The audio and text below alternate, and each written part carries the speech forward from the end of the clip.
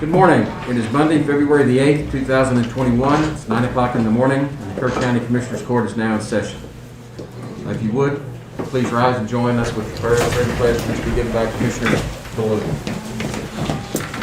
We're grateful to be here, Lord. We thank you for the rain that's on the way. We appreciate the families represented here. We ask your blessings on them and the people of Kerr County, and for us to our eyes to be wide open, our minds to be clear as we consider things today for this county. We pray it in Jesus' name. Amen. I pledge allegiance to the flag of the United States of America and to the republic for which it stands, one nation, under God, indivisible, with liberty and justice for all. Please be seated. Let me first of all remind people about your phones. You would put them to silence or vibrate. I was in a meeting last week and somebody's phone went off. We had a good joke because I said in my court that's contempt of court, which they didn't do. But in any event, silence your phones. The next part of the agenda is something that's very important to this court. We do it every session that we have. And that is we invite the public for input. I learned last year, I guess it was, that a lot of counties don't do this, which I find interesting. I'm not sure that's good governance if you want to know my personal opinion. But we do invite the public to comment. I've got one person that has signed up to comment, and I know that there may be others out there. What we ask you to do is when you come to the podium to speak to us, limit your remarks to 3 minutes. Identify yourself by name and where you live here in the county so we'll know which precinct.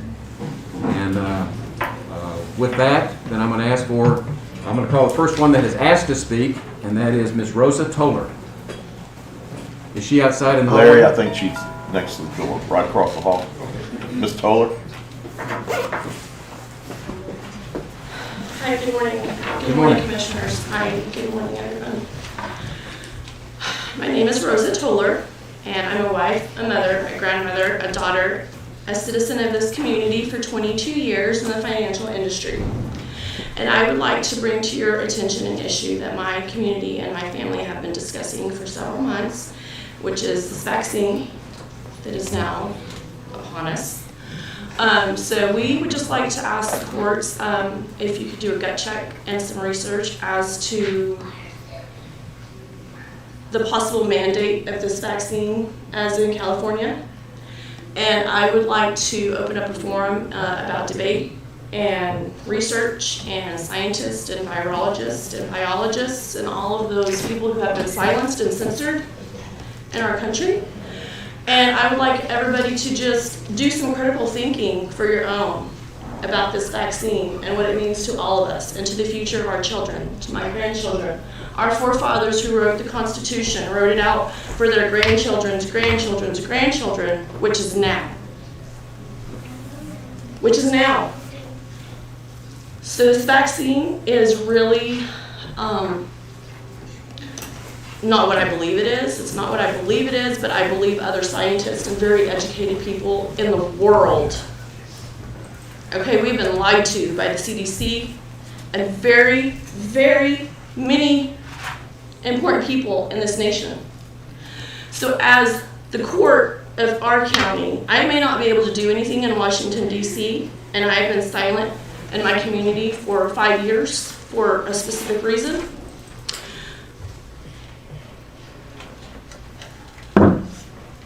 My life has changed since the 20th, and my eyes have been open. I've been asleep, and this is really scary.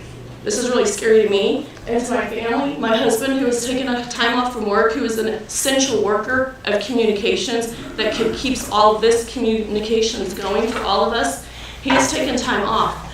What is going to What needs to happen? What if he shows up to work one day and they say you can't come to work unless you have a vaccine? Is he going to be forced to take that vaccine? Is my grandchild going to be forced to take a vaccine so that he can go to school? I mean, we have options and choices and freedoms of choice. My choice would be to homeschool him. My other choice is to not take the vaccine. That is my choice, my freedom. It's in the Constitution, the 14th Amendment. So I'm just asking you, as our governing body and our county, I know that the disease is out there. I know that it's real. It's out there. We have done our best to protect ourselves, our family, and our community. But I believe that it's been made overplayed. Yes, it's been overplayed, and it's not what it seems to be. It isn't. And I'm not a very eloquent or educated in biology. I'm not a lawyer. But I am an educated person. I can read and I can think for myself, and I know each and every one of you can too. So we've been lied to. And I mean, our community is, how many retired people do we have here? I've been here 22 years. So I am going to volunteer the lines that you have for volunteers to set up for all these vaccines that everyone is running to get to because they're afraid out of fear and they're uneducated about the vaccine. So they are running for these vaccines because they're scared. They're calling and they don't even know what to ask. I'm willing to be a volunteer for the other side. Do you have questions to ask? And I have lots of research, journals and journals. That's what I sit and do. I don't watch social media. I go to the underground hidden blogs and the people who they have silenced. Is anyone awake? They have silenced us. And I'm here, and I am trying to be non-emotional and just use the knowledge that I have. Research after research, report after report, doctor after doctor after doctor after doctor. So if you want to take the vaccine, go ahead. That's your choice. Take it. But as me and my family and others, my community members, my neighborhood we talked to this weekend, no, they will not take the vaccine. So before a mandate comes down from the Texas heads or the governor or the attorney general, as a county, I would like you to educate yourselves and let me help you be a voice for the research. Ask me questions. I know a lot. I know a lot of people. Harley, you and I worked together in the past. I don't know how many are familiar with Agenda 21. 2021, we're here. Agenda 21, depopulation. Thank you, Ms. Toller. Thank you. And let me just inform you, because the public sometimes forgets this. This is the opportunity for the public to offer the court input. We are not permitted to give any response. I understand. We thank you for coming in. Thank you so much. I know we have at least one other item for the public input. Sheriff? Morning, Commissioners and Judge. Hey, I'd like to take an opportunity to introduce our new police chief today, Chris McCall. But before I introduce him, I'd like to explain a few things and why I'm so excited to have him here. Just kind of bring y'all up to date. In the last 7 days, we've had 4 what I consider major incidents, all involved with weapons. The first one was, I guess, last Tuesday. One of my deputies got in a pursuit with a Jeep. They shot at the deputy 2 times. It was a 14 and 15-year-old. When I think of that, I think of my kids in Little League, you know. But anyway, they shot the deputy twice. We ended up in Kimball County. They went up in the climate and put it in neutral. You know, they jumped out and run. 5 hours later, you know, we were able to recover him. On that certain incident, it was KCSO, Kimball County, DPS aircraft, Texas Rangers and their SRT team, but we were able to recover them in a team effort. The following day on Wednesday, my narcotic guys conducted a buy-bust operation along with KPD. We were able to use them and DPS CID. That led on to an ongoing investigation. Later that night, we were able to get a search warrant. Search warrant was executed along with KPD, the chief, his admin staff, and their SOU unit were very valuable to us that night. It was an all-night deal. The chief was right there with us all night. You know, and I'm really looking forward to that. The following, this past Friday, my narcotic guys do another buy-bust operation, which ends up in a pursuit with a felon and weapons. End up in Kendall County. As they exited, they wrecked into Joshua Creek. We haven't recovered them at this time. But you know, I tell you these incidents. They tell you that law enforcement's a big team effort.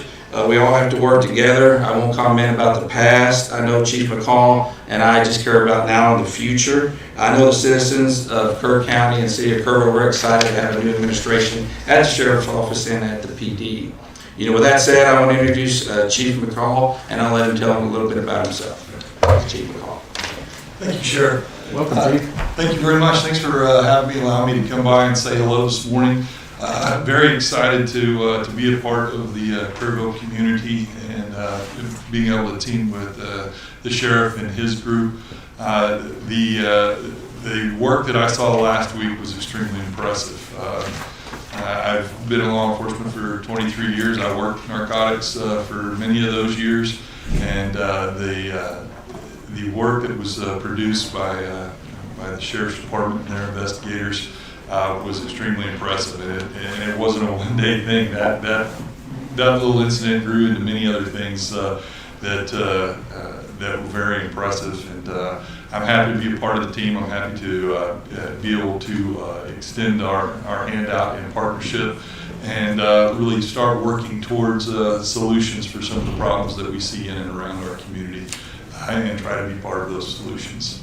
So thank you very much for having me here today, and very good to see and get to meet some of you. Hope to get to meet everybody in person at some point very soon. Welcome. Thank you. Thank you. Is there any other public input? Then let's move on to the next part of the agenda, which are commissioners' comments. Let's start in reverse order today, give you a little rest. Let's start with precinct 4. All right. Well, I was gone all last week at a conference and for commissioners and judges in College Station. It was good, very educational. One thing I do want to state, there was somebody from the Texas State Health Department that came in and talked about the vaccine, and I know our people here in Kerr County are frustrated, but he said that is across the state, and they're frustrated what the feds are sending down to us. So it's not just us out here. There's other people. I've talked to many commissioners that have the same problems we are as far as getting what they feel is adequate vaccines to their county. So we're not alone there. One thing I want to mention is, another big deal for the county is the Texas Pork Producers Show will be this week. I believe it starts on the 12th this week, so that'll be a big event, bring some income into the county. People will be eating at restaurants and what have you, and spending some money. And another thing, out west, Ingram Police Department has made several new hires and what have you, so they're getting that program up and running well. And hats off to Carol for doing that. I think we need to recognize that, and the sheriff will echo this, I'm sure, Eli Garcia retired this last week after many years of service to the county. So that's it. Good. Precinct 3. We don't have anything this morning. Good. I guess that's good. Precinct 2. I don't have anything. The things I have are on the agenda, so I'll just hold off. Okay. Precinct 1. Well, I'm going to say we lost one of our wonderful citizens, Mary Virginia Holykamp, recently, and she was just a treasure for the Hill Country and a sweetheart the entire time I'd known her. She'd have been 94 this month, and she was involved in so many different things, and just a wonderful lady. So God bless that family and all of the, and she affected a lot of this county, so we're going to miss her. Very good.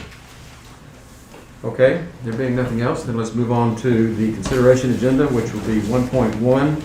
Consider, discuss, and take appropriate action to approve a resolution and approve Mercy Gate Ministries grant application for the county innovations grant to address commercial sexual exploitation. Aubrey Reed. I saw him out in the hall earlier.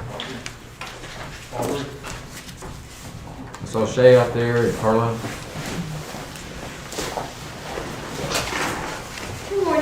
Good morning. Please identify yourself and which precinct you live in. Yes, my name is Aubrey Reed. I am the Outreach Specialist and Advocate for Advocacy Resource Center, and I reside in Medina. Our ministry is in Kerr County. Okay, good. Proceed. On the 27th, we came before you to announce a partnership opportunity through a county grant. And that is, it's a county grant that's only available through the county through a partnership with the governor's office. for the county innovations to address commercial sexual exploitation. The minimum grant was $10,000, and we are asking for $30,000, $30,600 to be exact. We are eligible for the innovation program under that grant, and our program and our effort is to bring more prevention, education, training opportunities for professionals and the community, and also advocacy to connect those within the court system to available resources throughout the community, and provide relational advocacy. Good. I know we've got two other people with you. Are they intending to speak also? They're here to support and answer any questions that I may What is- have. What's the commitment by the county to do this, and what's the downside? There is no downside. The commitment is it's a 1-year grant opportunity that starts in October, and the only requirement from the county is to submit reporting, which will be through the county grant writer and auditor, and we will help provide all the information that needs to be reported. They met with me last week. I think it was last week. I lose track of time these days. The week before, we've been The week working on the before? grant. But basically, what they're asking us to do is, we're going to do this as a partner with them on the grant application, and we'll be responsible for the administration of the grant. But the main ask is to involve those folks in our criminal justice system that are affected by sex trafficking, to be put in touch with them so that they can interface with us to provide services to these victims. And of course, we have our fair share of that. So basically what they're doing is servicing the people that are in our system. Yes, thank you. My question is on the second paragraph of the resolution. Generally, we don't give that blanket authority to the county judge to have 100% authority, never bring it back to the court. We generally have some grants that give the authority to apply for it, and then once it comes back, we can look at the fine language of it, and then the court should authorize. Usually, that's just a standard way to do it. And I recommend we do this one the same way. And so did y'all understand? No one of us does any of these things unilaterally. You gotta come back to the entire court. Okay. And so we'll just revise the wording on that to reflect court. Yes, that's the final step in our grant process, which is due on the 11th, is to have the resolution to show partnership and support from the county. In that case, I would move for approval with the change in the wording. I'll second that.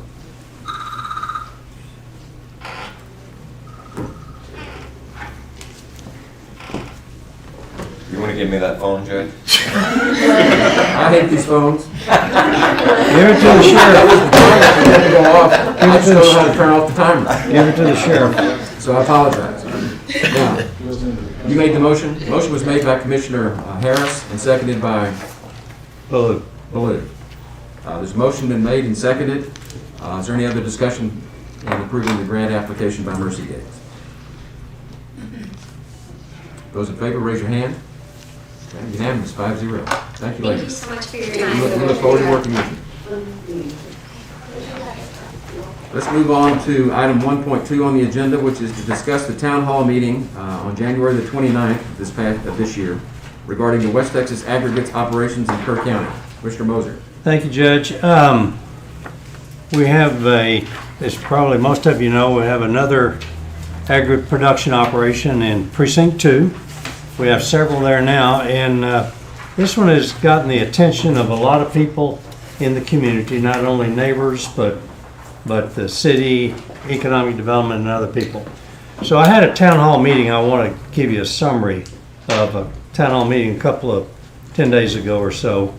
Had about 50 people there, and the purpose of the meeting, of the town hall meeting, was to communicate what the operator plans to do and what the concerns of the other part of the community is. I think we've said it here, I've said it, a number of people have. Nobody likes rock quarries except the operator and the owner, okay? But we all like concrete. So what the purpose of this was is to communicate and let everybody have a say in what was going on and try to balance the activities and the lives of people in the community. And I think it's some best is by a lady that used to be a Central Texas quarry owner and operator. She's now a consultant. I'm going to read what she says. She said, "It's an important responsibility for all quarry operators to respect their community and their neighbors. If there are near neighborhoods or whatever environment they're operating in, they should respect those stakeholders, communicate appropriately, and be transparent about everything they're doing at their site." So that sums up what this objective was. So we had the operator there, West Texas Aggregate. They have multiple operations around the state of Texas. They're part owner in this property, okay, with a partnership. They are the operators. They have probably about $3.5 million worth of equipment there. They're producing a lot of rock and they crush it. And so there's some concerns. There's concerns because of noise, which there is noise. They're concerned about water from how it may get back in the Guadalupe River. There's concern by the airport, the proximity to the airport, and the city of Kerrville has passed a resolution not challenging it, but voicing their concern about what this quarry does to the economic development, as KEDC has also done the same thing. So West Texas Aggregate has agreed, and that was what hopefully they would agree to do. They will meet with entities that have concerns. 5 years ago, almost to the date, we had a similar meeting with Martin Marietta when they started their operation, and that worked very well. To my knowledge, in the last 3 years, and they operate right next to Guadalupe Heights, there have been no complaints with Martin Marietta in their operations. Both noise, the time that they work, et cetera, at least they haven't complained to me. So I think that's a pretty good sign. It was an effective meeting. I hope this meeting we had the other day is as effective. Case in point, the airport board would like to meet with the operator. There's a couple of concerns that they have. Number one, dust and what it may mean to ingestion of dust into a jet engine. Number two, the lights and if they'll interfere with aircraft. And number three, if there's any RF radio frequency signals coming out of the equipment that's operating here that would affect aircraft navigation systems. So they're going to meet, okay? They'll probably meet with Zoom, but that proved that the meeting was effective. There will be another public meeting on this, on West Texas Aggregate. West Texas Aggregate has applied to TCEQ for an air quality permit for a permanent rock crusher. And that gets everybody's attention when it says permanent rock crusher. So that meeting by TCEQ has not been scheduled. It will be. So that'll be another follow-on to the town hall meeting that we had. There's a group of about 5 or 6 counties, sort of Travis County central to it, and they form an organization called Texans for Responsible Aggregate Mining, acronym TRAM, T-R-A-M. They have a whole list of best practices. I think they're in your backup of what's they're not trying to mandate, but try to work with the community and the aggregate production facility to do so it's the least impact on the neighbors. This particular operation, I've been through it. I went over and met with them. I think they would be happy to show it to anybody. They have silting ponds where they reuse their water, recycle the water. So they have multiple ponds that they let the silt settle out before they reuse it. They take, from the rivers where they get their water, maybe 5,000 gallons of water a day. So anyway, I think it started off with a good session, both the owners and the operators agree to communicate with the people, and we'll see how it goes. So that's it. Very good. Commissioner, did they indicate the expected life of this story? They said it depends on what their customers want. They said 6 to 8 years, but they never know how much concrete's going to be needed. So, and that's their primary customer, I believe, is Ingram Ready Mix. So, that's so. Yeah, some of about that. Like the Martin Marietta's, I think it was about the same period. Yeah, Martin Marietta's, I think, estimated a little bit longer than that. But again, it's the function of how many tons of gravel they sell. So that's it. Thank you, Judge. Very good. Any other discussion? And let's move on to the next agenda item, which is 1.3, discuss COVID-19 vaccine process in Uvalde. Thank you, Judge. I bring this to the court just as sharing of information, and that's what it's about. As Don said earlier, and it's around the state, a lot of people are frustrated with the vaccine and not having it and the implementation of administering it. So my wife and I went online to Uvalde a couple of weeks ago and registered. When we didn't have to talk to anybody, we just registered online. They said, we don't have any vaccine, but we'll let you know when we get it. So about 3 days later, they sent an email, okay, saying we have the vaccine, you're scheduled to get your vaccination on a certain date, which was about the next week, okay? So in less than 10 days from the time we registered to the time we had an appointment. We went over, they gave us the date, they gave us the choice of the time, and when you go in to choose a time that you would like to do it, it shows you how many slots they have available and how many have been taken already. So we signed up for a particular time, went over, presented our driver's license to show who we were. We'd already given the information that they needed. It took about 30 minutes from the time we were there. I mean, it was unbelievably how smooth the operation was. After you get the vaccine, they ask you to sit there for 15 minutes to make sure you're there. They said they've evolved their process over a time. They improve on the thing. They probably had about 30 or 40 people working there to administer the vaccine, which I thought was very good. So I just want to bring that. I know that there was a letter to the editor this weekend. I think it almost cited exactly what I did, the positive experience of going to Uvalde and getting it. So I share that information, and I would encourage, if we're still in a learning process, talk to Uvalde and see what they're doing, because it was very, very effective. I asked specifically if there was a person in charge. They said yes. They introduced me to the young lady that was doing it. She was there on the computer. And what's her capacity? What's her office? I didn't get that completely. She was with the hospital, okay? So I believe that they're the hub. So well, that's important, because people think that county commissioners are supposed to be able to do this, and we're not. We don't have any control over it. We don't have anything about implementation, delivery, execution, nothing. So sure, it's going to be. Yeah, I hear a lot of that same thing. I said, sorry, Right.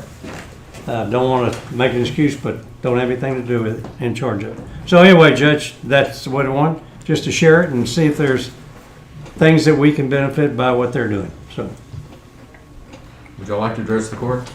Yeah, good morning, Judge. Good morning, Commissioners. So kind of in light of what Commissioner Moser has talked about, we took a look at Uvalde Memorial's portal when we first started out. HEB's website had already been tested. It would take as many as 4,000 to 6,000 appointments, and we already had Code Red in place. So that has given us time to take a look at an alternative method for registration. And I've got Tracy Davis and Joe Pixler from Peterson Health to talk this morning about our new process going forward. Good morning. My name is Joe Bezor, Senior Vice President of Operations at Peterson Health. So as Deb said, we did have a chance to visit. I believe her name was Carla. I'm not sure if that's who you visited with at Uvalde. The process that we have in place right now is very efficient in terms of getting people in. Last week we were able to take care of at least 400 people at the First United Methodist Church with the process that's been set up, and that really went off without a hitch. The biggest thing, as I think you've alluded to, is what Peterson and really nobody has control over here in Kerr County is getting the vaccine. And so that's been a source of frustration, I think, for everybody. And I know Corey Edmondson, who's our president and CEO, has been reaching out to several folks at the state and many different levels to try and get vaccine for Kerr County. As Deb mentioned before, we are looking at a process right now to be able to register folks similar to what you experienced, be able to be put on a waiting list. And this was something that we talked about early on, but again, HEB had a portal, a process already set up that we knew would be effective and that would work.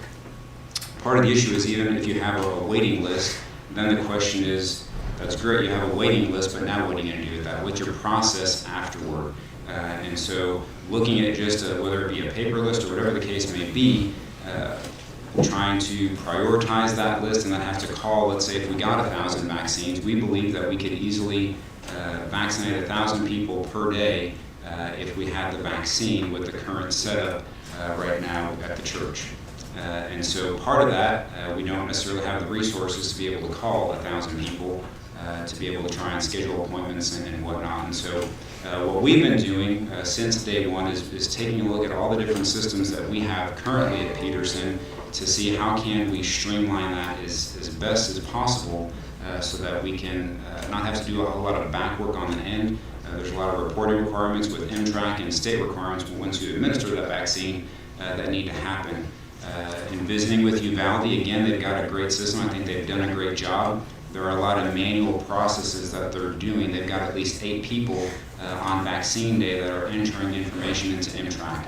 The process that we have set up and that we're going to be hopefully moving forward with doesn't require anybody on the back end to enter that information. We've got our information technology will allow that to happen seamlessly after the vaccine clinic and not require additional resources to be able to make that happen. So hopefully we're testing out a registration system that will look very similar to what Uvalde has implemented. And hopefully, depending on some feedback that we get and some other tests that we need to do, again, we've got one shot to get this right, and so we wanted to make sure that we don't just put something out there and hope that it works. We want to make sure that once we put this out there that it's going to work. And so the plan would be potentially tomorrow morning that we could go live with that pre-registration site, and that would give people an opportunity, again, just to put their information in. We would have that information so that if and when Kerr County or the Peterson Hub receives vaccine, we can then schedule people just as they do in Uvalde, send them an appointment time by email that would not require a telephone call, and then would allow them to confirm that appointment time as well. And so that's really kind of the process that we're going to be looking at. A little bit different than the portal process, if you will. This way people can be put on that list, and they're not necessarily having to be on HEB's portal where you have 50 plus different sites or pharmacies on that same portal where people are having access to and trying to register for. So we hope that this will be an easier process. Again, the biggest thing is just getting the vaccine. So you can be on the list, but until we have vaccine, there's not much that we're going to be able to do with that list once we have it. Let me just add one thing. We never talked to a single person, okay, until we got there. Mm-hmm. So it was all on computer, on the internet, and so it worked extremely well. As a follow-up, and I failed to mention this, they gave me a website to on my app on my phone. Be safe. So yeah, right. What's it called? Be safe. Be safe. Every single day, I get a query. How am I doing? Do I have this? Do I have this? So they're taking all that data, okay, and using it someplace, and that's probably at the federal level. That's okay. CDC, yes, sir. So I think that's good. So I've heard you mention, just as a citizen, I heard you mention HEB, I heard you Methodist Church, I heard you mention Peterson. Who's in charge? We are all collaborating. Who is So is there anybody in charge? Well, with Peterson. Let me address that. we will- Okay, Because I've been wrestling with this for weeks now. okay. DSHS is in charge. Who's in charge in the county? Well, at the county, what DSHS does is they distribute vaccine shipments to the qualified providers. And we have half a dozen or so qualified providers, mainly Peterson, HEB, CVS, Walgreens, Walmart, Medical Arts, Family Practice. Okay, They're the ones who get the shipments. I see, okay. What we're doing collaboratively with the hospital, with the city, with the county, is we're standing up the mass vaccination clinics. This is something that we've had experience for over a decade doing for our flu clinics. We've done this region-wide. We put shots in arms of over 1,000 people a day.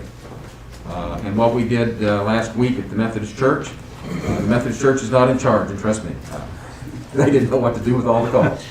But we have a group of the stakeholders, the community leadership group that gets together every 2 weeks, and they're the ones that try to guide this, but it's a little bit like herding cats. At one point last week, early in the week, we thought we were going to have everybody pooling the vaccines that they were giving, and then by the end of the week, it was just Peterson doing the 1As, and then the HEB vaccines that were administered by the mass vaccination clinic. That's who had actually administered them for HEB, so that they didn't have to go on site. And all of that was done through this collaborative effort. We have a great working relationship with Doug and with Chief Maloney, with the city. And so actually one of the things as part of this process for those folks, not everybody has internet. And so again, looking at, how can we address those folks who may not have internet access, may not have an email address, how are they going to sign up on this list? And so Doug and the county has a call center, and so we're going to be utilizing that call center when this pre-registration portal goes live. That will be an opportunity for those folks who may not be able to get online, don't have an email address, or just not technologically savvy, to be able to utilize that call center, and they will be able to then register those folks on that pre-registration list. So this registration system will be internet-based predominantly. Yes, sir. But also be able to handle those people that do not have access or experience with the internet through the call center. Okay. I might add one other thing. I looked through, we have an emergency management plan. It's between county, city, and city of Ingram, and it's this thick, okay? I don't know how many appendices there are in there. I think it goes all the way through 22 annexes, thank you. We don't have one on pandemic. We have one on terrorists. We have one on a lot of other things. I would recommend that Dub and the other emergency management quarter create an appendix. Is that what? There's one there's a pandemic plan in one of the annexes. Is that right? I looked through it. I didn't see it. You gotta go through all the annexes. But there's Okay. one in the health and medical. Okay, good deal. All right, super. Fantastic. Okay. And Doug, if you would, look through that and get a reference so that you can get that information to us so everybody can find that in the Sure. in the emergency management plan. Okay. Just to clarify, just what you asked, Tom, at the operational level, I'm the county representative for that. Right, Okay. So, getting back to what Tom said, in Uvalde, apparently there's a single individual It organized it. that organized. Yeah. Do we have any issues with that here? It sounds like it's a whole bunch of firemen and not any chiefs. No, we've got an excellent working relationship. But who's the final say? You're the county Let me point emergency out. management director. Correct. Is there a final say in this I don't have county? the final say, no. We all come to a collaborative agreement. That's the best way to handle anything that comes up. Who implements that? I think there's something you're missing here, and I'm guessing this, and I think I'm probably right. There's an HEB in Uvalde. Yeah. I bet they're doing the same thing. I mean, HEB is probably working with the hospital there. I don't mean, think so. I don't we- think so. I don't know that, and it may be HEB is so. a provider statewide, and they're getting the drugs statewide. Let me point something out. Kerr County does not have a public health authority. Uvalde County does. There you go. And that's where it's going through. It's going through the state Uh-huh. public health authority. Okay, Now, okay. And when all this started, I thought that was Dub in his office. That was my understanding from all the discussions we had leading up to all of this coordination. Doug It is ends on the- his desk. He is the emergency management coordinator for Kerr County. Right. Then we have Jeremy Hughes, who's the emergency management coordinator for the city of Kerrville. And then, help me with, I can't pronounce his name there at the hospital, Randy. No, those are the only two emergency management coordinators. Well, those are the emergency management coordinators, but we also have, we interface with a number of others. Yeah, Randy Buheider is the emergency manager at Peterson Health. What was his name again? Randy Buheider? That's a hard name to spell. It's going to warn you. But they work in conjunction with one another, and that's what the meetings are for, is to coordinate. Okay, well, thank you. I just thought, bring this to share it. I didn't know if everybody knew it, but everybody, I learned in this county, nobody knows everything. Okay, it's hard to communicate, so. Judge, County Health Authority, what is that? And Yeah. is it something that we should look at? It is something that has been looked at prior to me, to us. We renewed a conversation on it last week about whether or not we need to look into that. It'd be something we would do with the city and with the hospital. And so Judge, we'll look into it. I think there was one thing that, and Doug can expand on this. One of the neat things about the emergency management plan that we have, there's a matrix that has everybody in it. For whatever the event is, it says, this is in charge, here's who support, here's who communicates, here's who does every single one of those things. It was a big improvement, the last emergency management plan that Doug was instrumental in putting together. I think that matrix is very valuable. So I don't know if we need to tweak that in as far as the pandemics are concerned. It needs to be more clear. If it needs to be what you're talking about, It would be health a really authority. good topic for another agenda item, because this agenda item is the vaccine process in Uvalde. Okay, good deal. Thank you. And it's all valuable information. Okay, But but good topic. I appreciate that. That's a nice way of saying shut up. But thank you, Heather. Can I, Maybe. tell me if I can ask this question? Ask it to see him ask him.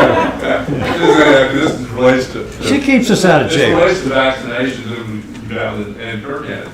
Did the state follow the state emergency management plan? Was they go down to the county emergency management plans? I have no idea what the state did. Yeah. So I was just wondering if there's a plan already in place that it didn't appear to me that necessarily followed the DSHA, or it just seems odd. DSHS is making all of the decisions. And let me explain why.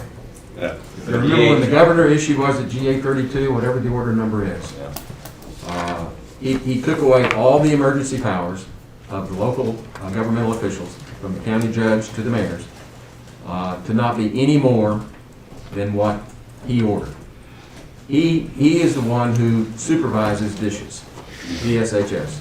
So the order is coming from the governor's mansion to dishes, to whether it's a public health authority, but to all of these providers. And it's the providers who get the vaccine. It is not the county. It is not the city. We don't get the vaccine. Peterson gets the vaccine. And Peterson, this past week when we stood up that mass vaccination clinic, they have completed our 1A vaccination, phase 1A. So we have finally gotten all of our 1As. That was about 3,400 here in the county that DSHS said we had. So now we're focused primarily, not primarily, almost exclusively on phase 1B, which are the people over 65 or over 16 with comorbidities, and some of the essential workers. If I could just add one thing, so between last Wednesday and Thursday, between the vaccine that Peterson was allocated and the vaccine that HEB was allocated, we were able to vaccinate over 700 people. So again, it's not a matter of process or who's in control. Again, it's a collaborative effort. We all have resources, and so everybody coming to the table to be able to make that happen is what makes that successful. So now it's just a matter of getting the vaccine in order for us to be able to vaccinate those wishing to be vaccinated. Is there anything that can be done on that? Because I know we got 700 vaccination vials. Uvalde, which has half the population, got 790. We actually got 1,400, but they went to different providers, Mr. Moser. Okay. The 700 that you're talking about, that was between HEB and Peterson exclusively. Correct.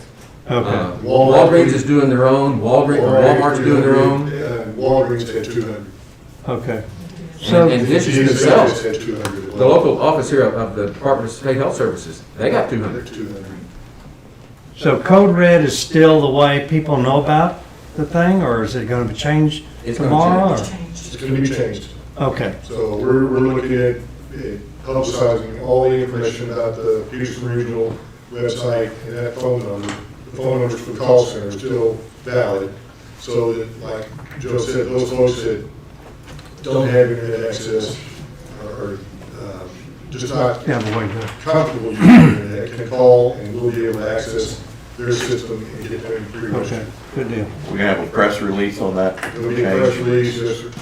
So what will Code Red direct somebody to that number at least? And I can do a Code Red and put the website address, the web address for Peterson Regional as well as the call center number again as soon as we have all that available. Can't just depend. No. And that process is probably still going to be in place with HEB if they get a number of vaccines and can't transfer them to Peterson or something like that. Get you. So, I'm all for decentralization, but I also like the idea that you have a little sign that says the buck stops here, you know? That's why Harry Truman had that. Somebody has to be in charge. Heather's talking to you. I asked you earlier if you were gonna say that.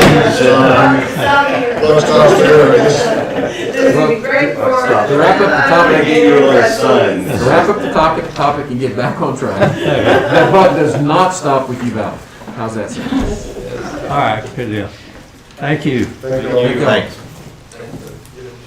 Okay, Sheriff, would you sit Ms. Peters out in the hall? I'm going to call item 1.4, consider, discuss, and take appropriate action to approve the VOCA Victims of Crime Act grant application for submission. Ms. Peters. Good morning, gentlemen. I come to you this morning asking that we go ahead and submit the final copy. I believe you received it via email as well as a hard copy. It is due on February the 11th, so this is our last meeting before then. I move for approval. Okay, we got a motion? Second. We got a second. Commissioner Blue made the motion. Commissioner second. This is the same grant we submitted last year, basically? Basically the same exact thing except for a little bit in office supplies, and we removed a program that we were using that we're not utilizing as much as we thought we would, so we took that out as a way to cut a little bit. Okay. Is there any other discussion? Is there a total amount the same as last year? Not exactly, but very close. Very close. Yes, sir. Essentially the same. Essentially the same, except for really those two things I mentioned. Okay. There being no other discussion, those in favor, raise your hand. Unanimous, 5-0. Thank you, Ms. Peters. Thank you. Item 1.5, where are we on our time? I haven't paid attention.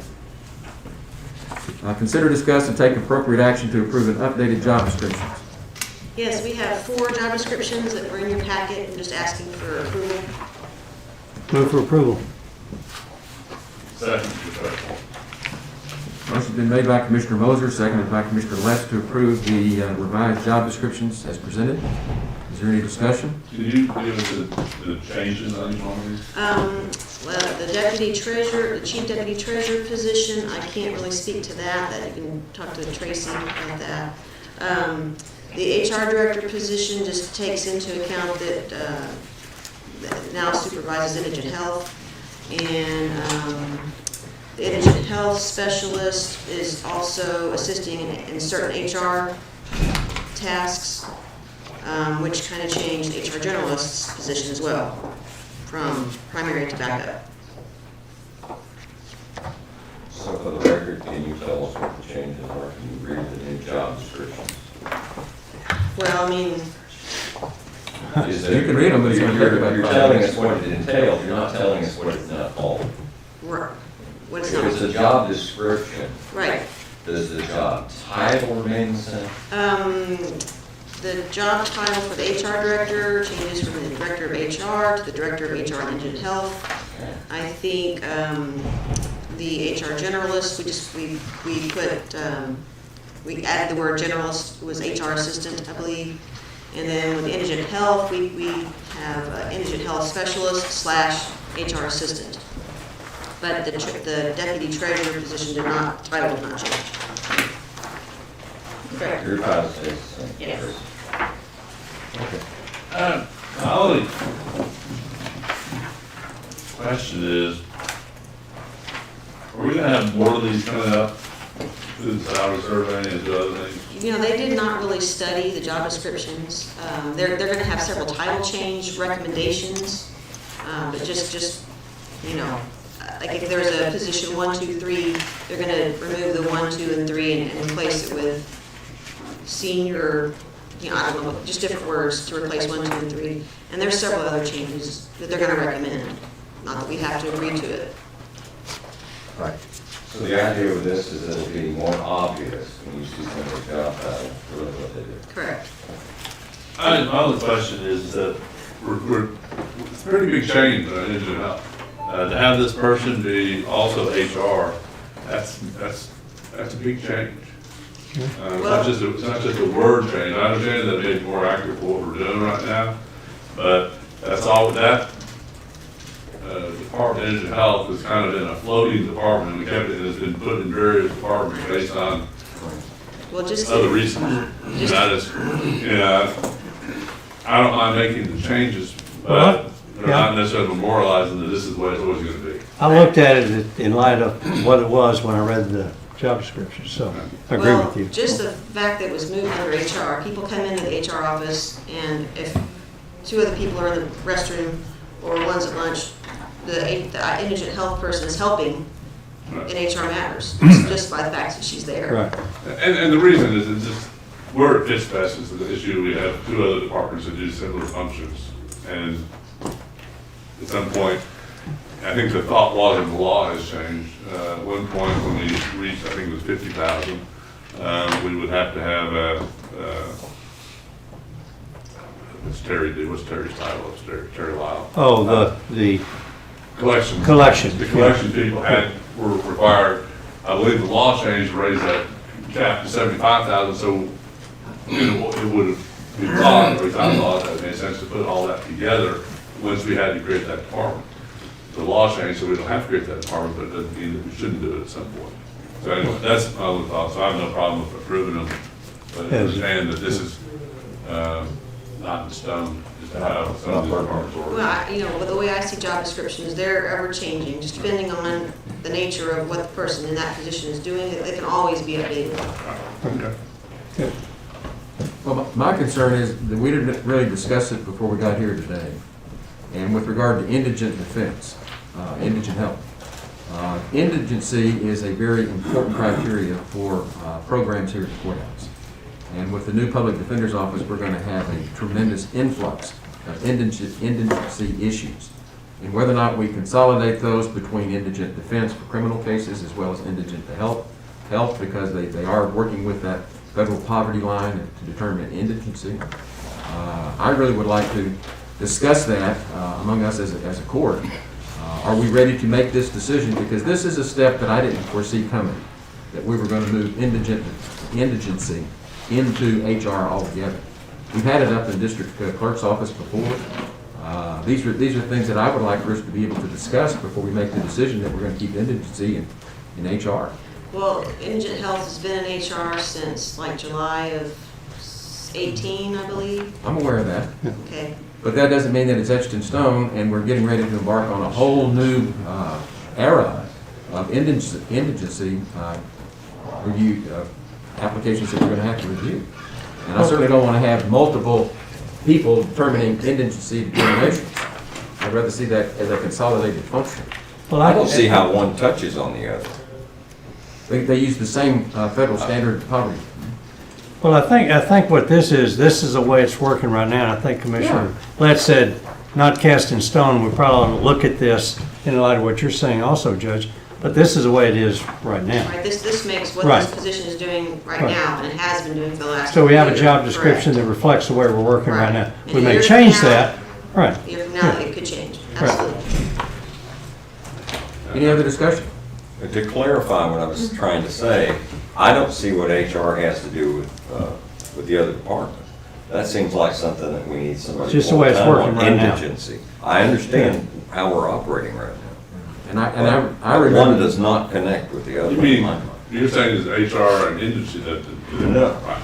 Yeah, And that's, don't. that's- And this is just somebody walks in the door, like you said, we're gonna make a change in this because two people went to the bathroom at the same time. Well, I was sitting in the blue seats back when this happened, and I remember the reason that it happened back then. Because this was what, back in 18? Mhm. Right. Yeah. And so it's worked well. There's no complaints, Ms. Doss, at all. Okay.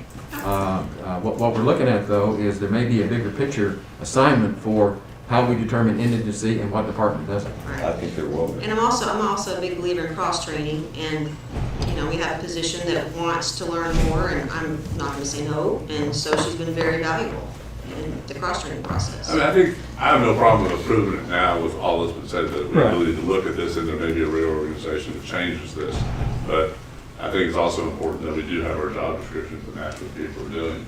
That's the subject Right. today. For the, and today, the new job description is accurate for today.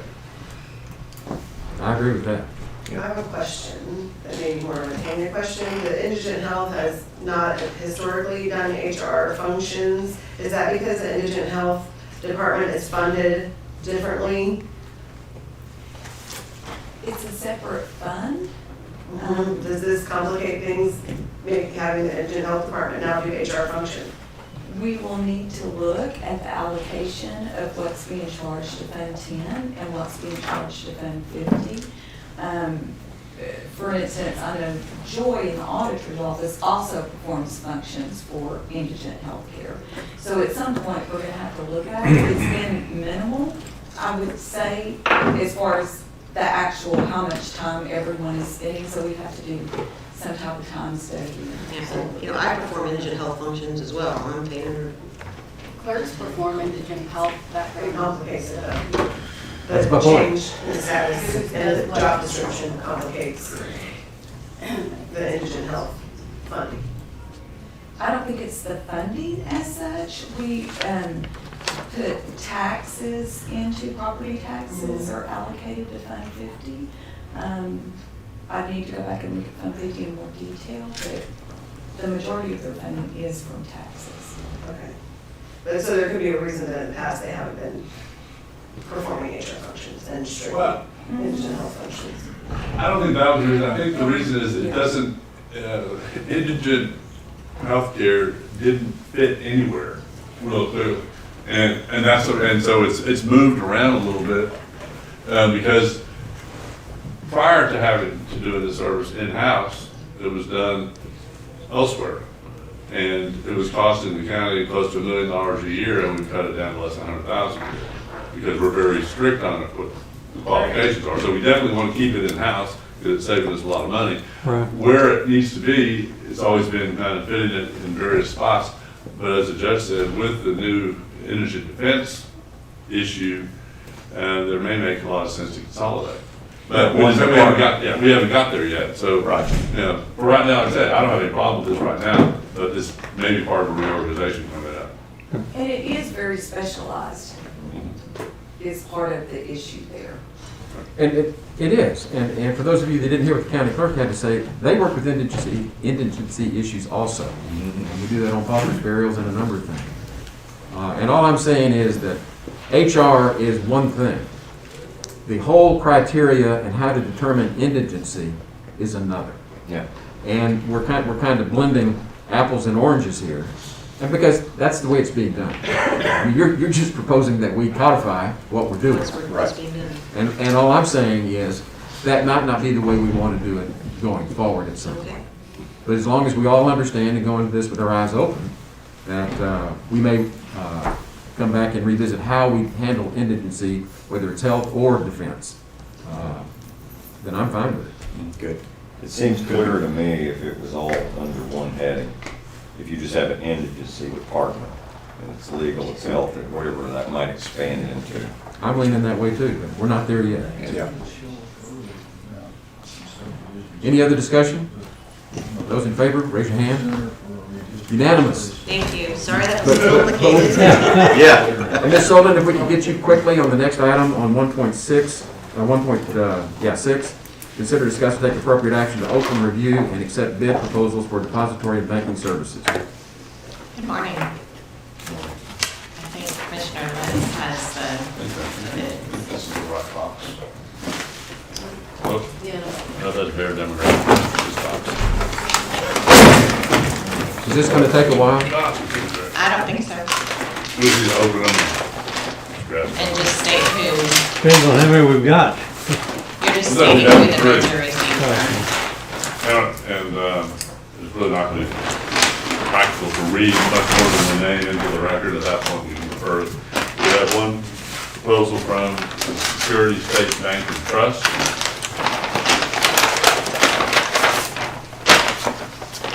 We have a proposal from Happy State Bank.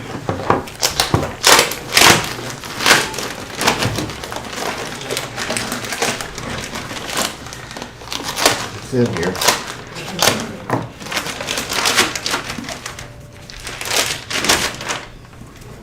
And we have a proposal from, leave that.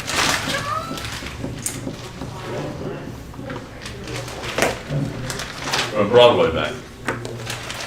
And I'll make a motion that we accept all three proposals. They're very lengthy and refer them to the treasurer for review and recommendation, and certainly feel free to contact her if you need any others in that evaluation. And Patterson and Associates will actually be doing the analysis. Okay.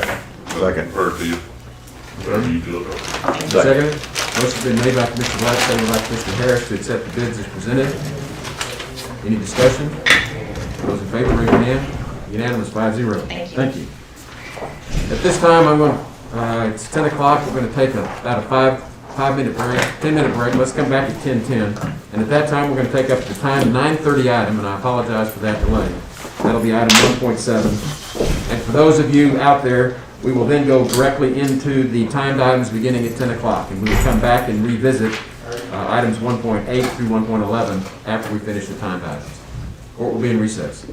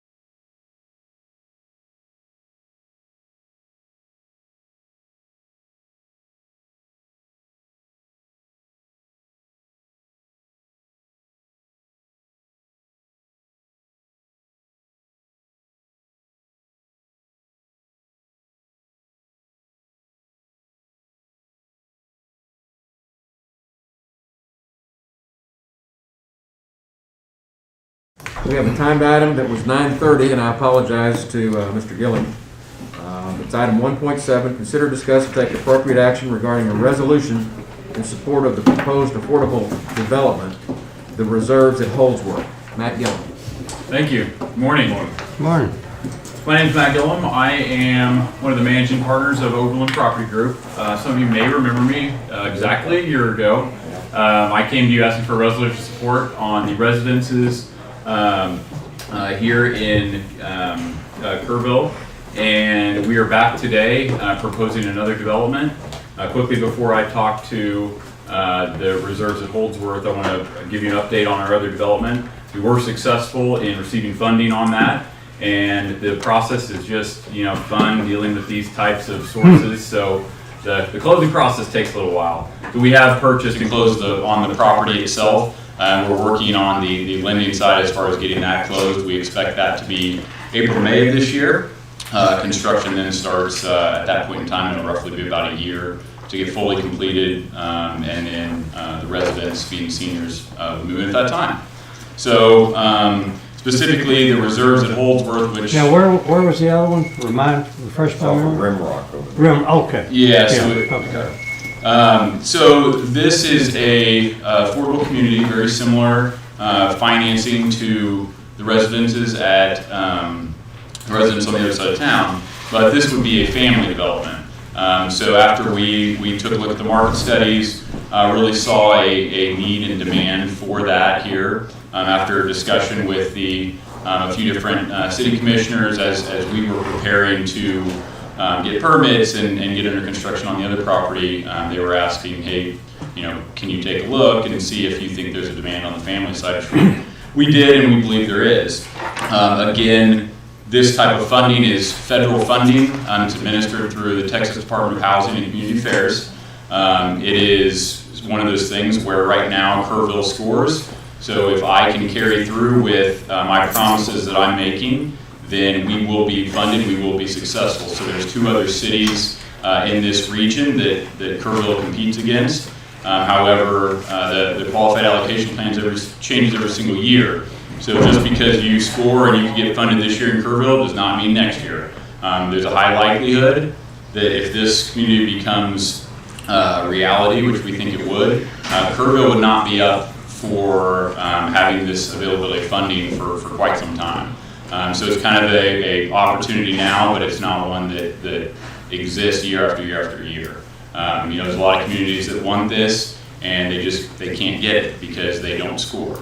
So this would be a 48-unit development on Holdsworth Drive, 43 units, and this would be roughly a $10 million investment. Again, 1, 2, and 3 bedroom units, rents, roughly averaging around the $500 range, but all the way up to $860. That's subsidized? It's not subsidized, so this is where it gets a little tricky. So this particular program was started under the Reagan administration in '86, and it was to incentivize the private sector to develop for the public. And so I'm incentivized by these tax credits, which allow me to have a lower permanent debt on the property. So then I lock in a land use restrictive agreement, the rent schedule with the state. So these are federal tax credits. The program, again, is a very bipartisan support because of the combination. So it gets tricky because I tell people it's technically not subsidized. So if you were to make less money, you don't pay less in rent. You have to have a job. You have to be able to show that you are paying no more than 30% of your income to this rent. So that's how, and it's administered by the IRS. So they don't mess around. But as I said, the rents do actually go all the way up to about $900. So, all rental. What's that? They are That's all correct. rental. All rental, no for sale. Yeah. So, And that start at 5? So I'm sorry. That start at 500? So there's actually a couple of units. So we target area median income and parts of the area median income. So we have two of the units are targeted at 30%. So those are roughly $300, $369 a month. and then the next level above that starts at 516. So you have 2 units at 300, and then all the others start at roughly 516 and go all the way up to, $863 a month. Sure. Well, what's the percentages of, well, you got Of the bottom. Sure. So we have 2 units at 30% of the area median income. We have 4 units at 50% of the area median income. And then we have the bulk of the rest, basically the balance at 60% of the area median income. And then we have 15 units that are market rate, which anybody can live there. It's completely unrestricted. And there are 43 units, is that right? That's correct. They're all single-family dwellings? They're all apartments. So, yep. So Okay. 3-story apartment homes. Oh, okay. While this is, multifamily, our communities around Texas really kind of trend towards having a 30 to 35% senior population in them, even though they're not targeted specifically to. And I would expect the same thing. So. When you say area median income, you define that? Sure. So the area median income is on a county by county basis. So this is basically you're taking your average income of the county for a single person, a family of 2, family of 3, family of 4, and then that is how so when I say 60%, if your area median income was $80,000, take 60% of that, and that was how they would qualify. Okay. Do you take this for, you need a resolution from the city as well? Yep. I am before them tomorrow evening, and they have been very supportive. I've had a lot of conversations with the city commissioners, and this is actually something that they've identified and been trying to actively. That's a pretty good show dog right there. He heard sheep. So yes, this is something we've had active conversations with them about. They're very supportive of the senior deals as well. They have told me this is something they're actively working on, talking about, and they've been doing this with the workforce side as well, trying to find a solution there. So. Well, I move for approval. Second. Motion's been made by Commissioner Blue, seconded by Commissioner Letts to approve the resolution in support of the proposed affordable development reserves at Holdsworth. Any other discussion? Oh, general question. When you design and build something like this, what do you project is the life of, of the project? So it's an interesting question, and I'll tell you why. So I am required to own this community. I'm not allowed to sell it for a period of 40 years. So there's a land use restrictive agreement in place. For how many? 40? 40 years. 40 years. Yes. Wow. So you'd be ready to retire then. You be my. Let's hope. So I have another business partner who is in his mid-50s, and he jokingly says that his kids are going to deal with these things because we're not allowed to sell them. So when we build them, I come from a family of architects, so I'm kind of programmed to think, design of buildings. The thing that's great about this program is you're actually incentivized to build the nicest product you can. Okay. So all the exteriors, we have 35% stone on the building. That is something that we never stray from. All of the siding is hardy board, so it's a cementatious siding. We put duration paint from Sherwin-Williams on them, which is a lifetime paint product. So I'm incentivized to make sure that these are built so that 40 years from now, I actually have something when it becomes unrestricted and I can renovate it. And so it's in my best interest to build it as well as I can for the long term, but then maintain it, keep it at a very high level. Good. Yeah, I didn't realize that. Good. Very good. These were back when we had smart government programs. It was, honestly, in 1986, when the Reagan administration put this in place, I don't think they had any idea how successful it would be. It's talked about quite frequently as being the most successful government program to date because of the partnership between private and public and how they have me for 40 years. And I sign personal guarantees that says if the roof needs repair and the property doesn't have the finances to do it, they come and they literally extract it from me because I'm personally on the hook for everything. So. Okay. Very good. Super. Good to know. Well, welcome. Yeah, thank you. So when I tell people I'm making an investment in the community, I'm not lying. I'm here for a while. So those in favor of the resolution, raise your hand. Unanimous. Thank you. Very much. Appreciate your time. All right, take care. Okay, I apologize for those following the agenda. We're going to fast forward to the 10 o'clock timed items. We're a little bit behind, as you can see. And the next agenda item will be 1.12, consider, discuss, and take appropriate action for the court to approve a revision of the plat for Kerr Vista Ranch Section 4, lots 15, 16, and 17. Charlie Hastings. Thank you, Judge.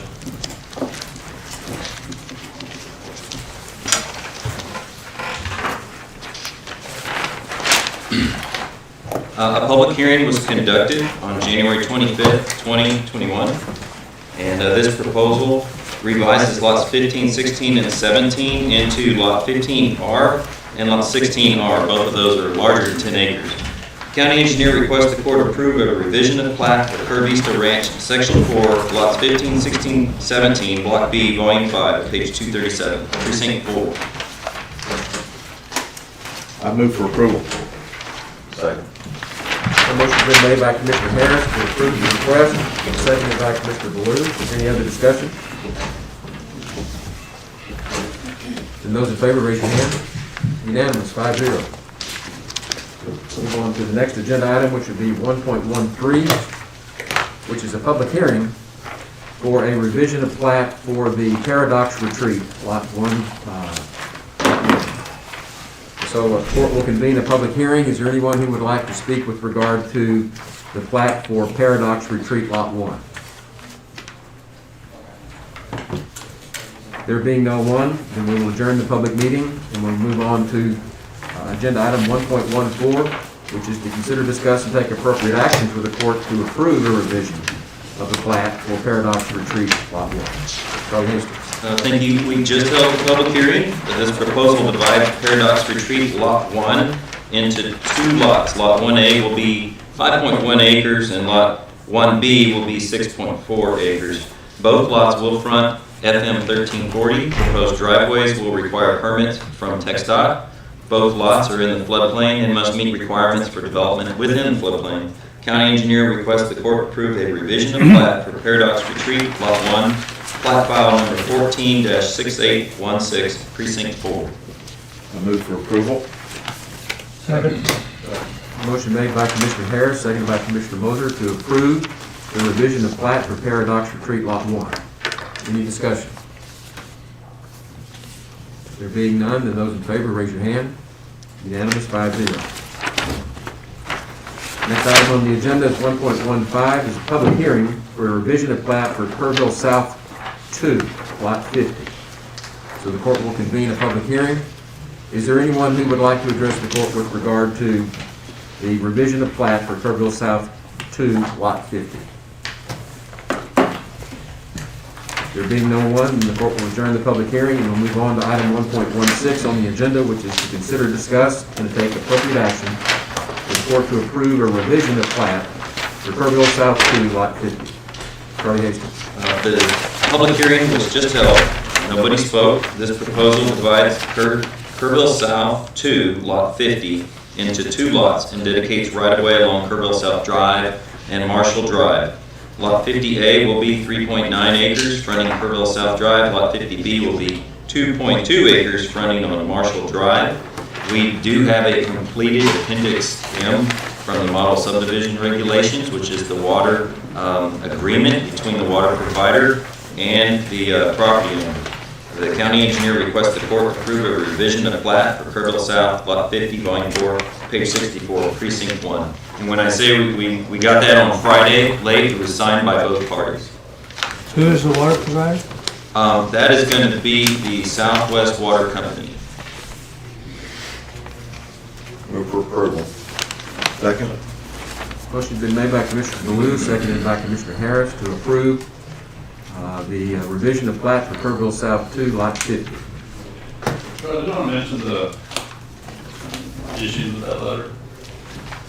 The Southwest Water Company had issues with it from a legal standpoint. They had an in-house legal advisor that felt that it would maybe keep, his concern was that their intent was to provide water for the next 30 years, and they said, what if we sell our company to another water provider in 5 years? So he put some legal language in there that he felt would protect that company. I ran it through our county attorney, And I believe that it's going to Texas Water Development Board to be looked at also. But our county attorney says she was okay with it. And just a little more further, the court probably recall, under a lot of subdivision rules, you have to have a letter on water provider. The appendix that the Water Development Board originally put together was not reasonable. I visited with one of their attorneys, Joe Reynolds. He and I came up with a different language slightly that everyone was willing to sign. Southwest Water System. Still have a little bit of a problem with it, but it certainly, in my mind, meets the intent of the letter that I negotiated with Mr. Reynolds. But I plan to visit with him again and say, hey, there's still some problems with this, but it certainly meets the intent of the rules. And it does comply, it just gives them a little bit more protection than they do. In my mind, this is like when you make a mortgage with one company and you sell it to somebody else, you're going to have what you need. You're going to end up, making payments and everything else. So. And Charlie spent a lot of time trying to get that level worked out. I appreciate it. I would look at the county attorney here. Where are we on this? I think we're just waiting for their approval on the suggested language, right? Well, I think we need to move forward regardless. And the reason I recommend that, this property owner has done everything that he possibly can. He's abandoned a water well that he had on his lot because when he divided, one of the lots went less than 5 acres. He's already got water service on one of the lots. It has been served by Southwest Water Company for years. So that extra well he had on his property, I guess he was okay with abandoning it because maybe he just wasn't using it. And they have already set the meter, I've got pictures of it. Everything's ready to go. They're ready to move in. So I think we should approve this. If Texas Water Development Board comes back and says it's a problem, then henceforth we know that's an issue. We don't anticipate that, but it could happen. The Texas Water Development Board is kind of slow on doing a lot of things here recently. Yes, sir. I think the key for us, from our standpoint, is that we're complying with the intent. I mean, we're doing what they say. They're saying they're going to provide water in the future. The original requirement was, and they agree with what Water Development Board, as their attorney does, that the language was not correctly written originally. It calls right now for you guarantee there's water. And that's where the initial block came, is that nobody can guarantee water 30 years in the future out of groundwater. Precisely. So, but there's a lot of requirements by TCQ, what they have to do, and Water Development were fine with the letter that we came up with, which is, I would have done the same similar thing here. Yeah. So you have a motion and a second, right? Any other discussion? Those in favor, raise your hand. Unanimous, 5-0. Item 1.17, consider, discuss, and take appropriate action for the court to approve a revision of plat for the estates at Turtle Creek, Section 2, lots 27 and 28. Charlie Hastings. Public hearing was held on December 28, 2020. This proposal will adjust the lot line between lot 27 and lot 28. Lot 27R will be 3.67 acres and lot 28R will be 2.99 acres. Property access and road frontage to both lots will remain on the Estates Drive. Lot 27 currently has 102 feet of road frontage, but this proposed revision will increase that to 128.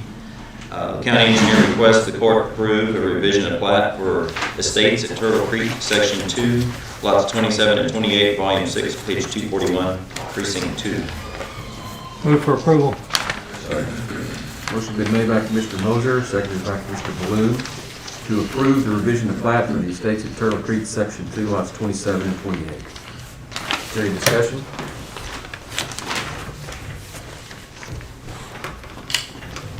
Okay, there being none, those in favor, raise your hand.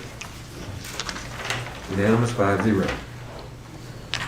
Item 1.18, consider, discuss, and take appropriate action for the court to set a public hearing for 10 a.m. on March the 22nd, 2021, for a revision of plat for De Leon Estates Section 3, Lots 2-3, and De Leon Estates Section 5, Lot 4, to be known as De Leon Estates Section 7. Charlie Hastings. Thank you. This proposal revises 3 existing lots totaling 13.2 acres out of De Leon Estates, Sections 3 and 5.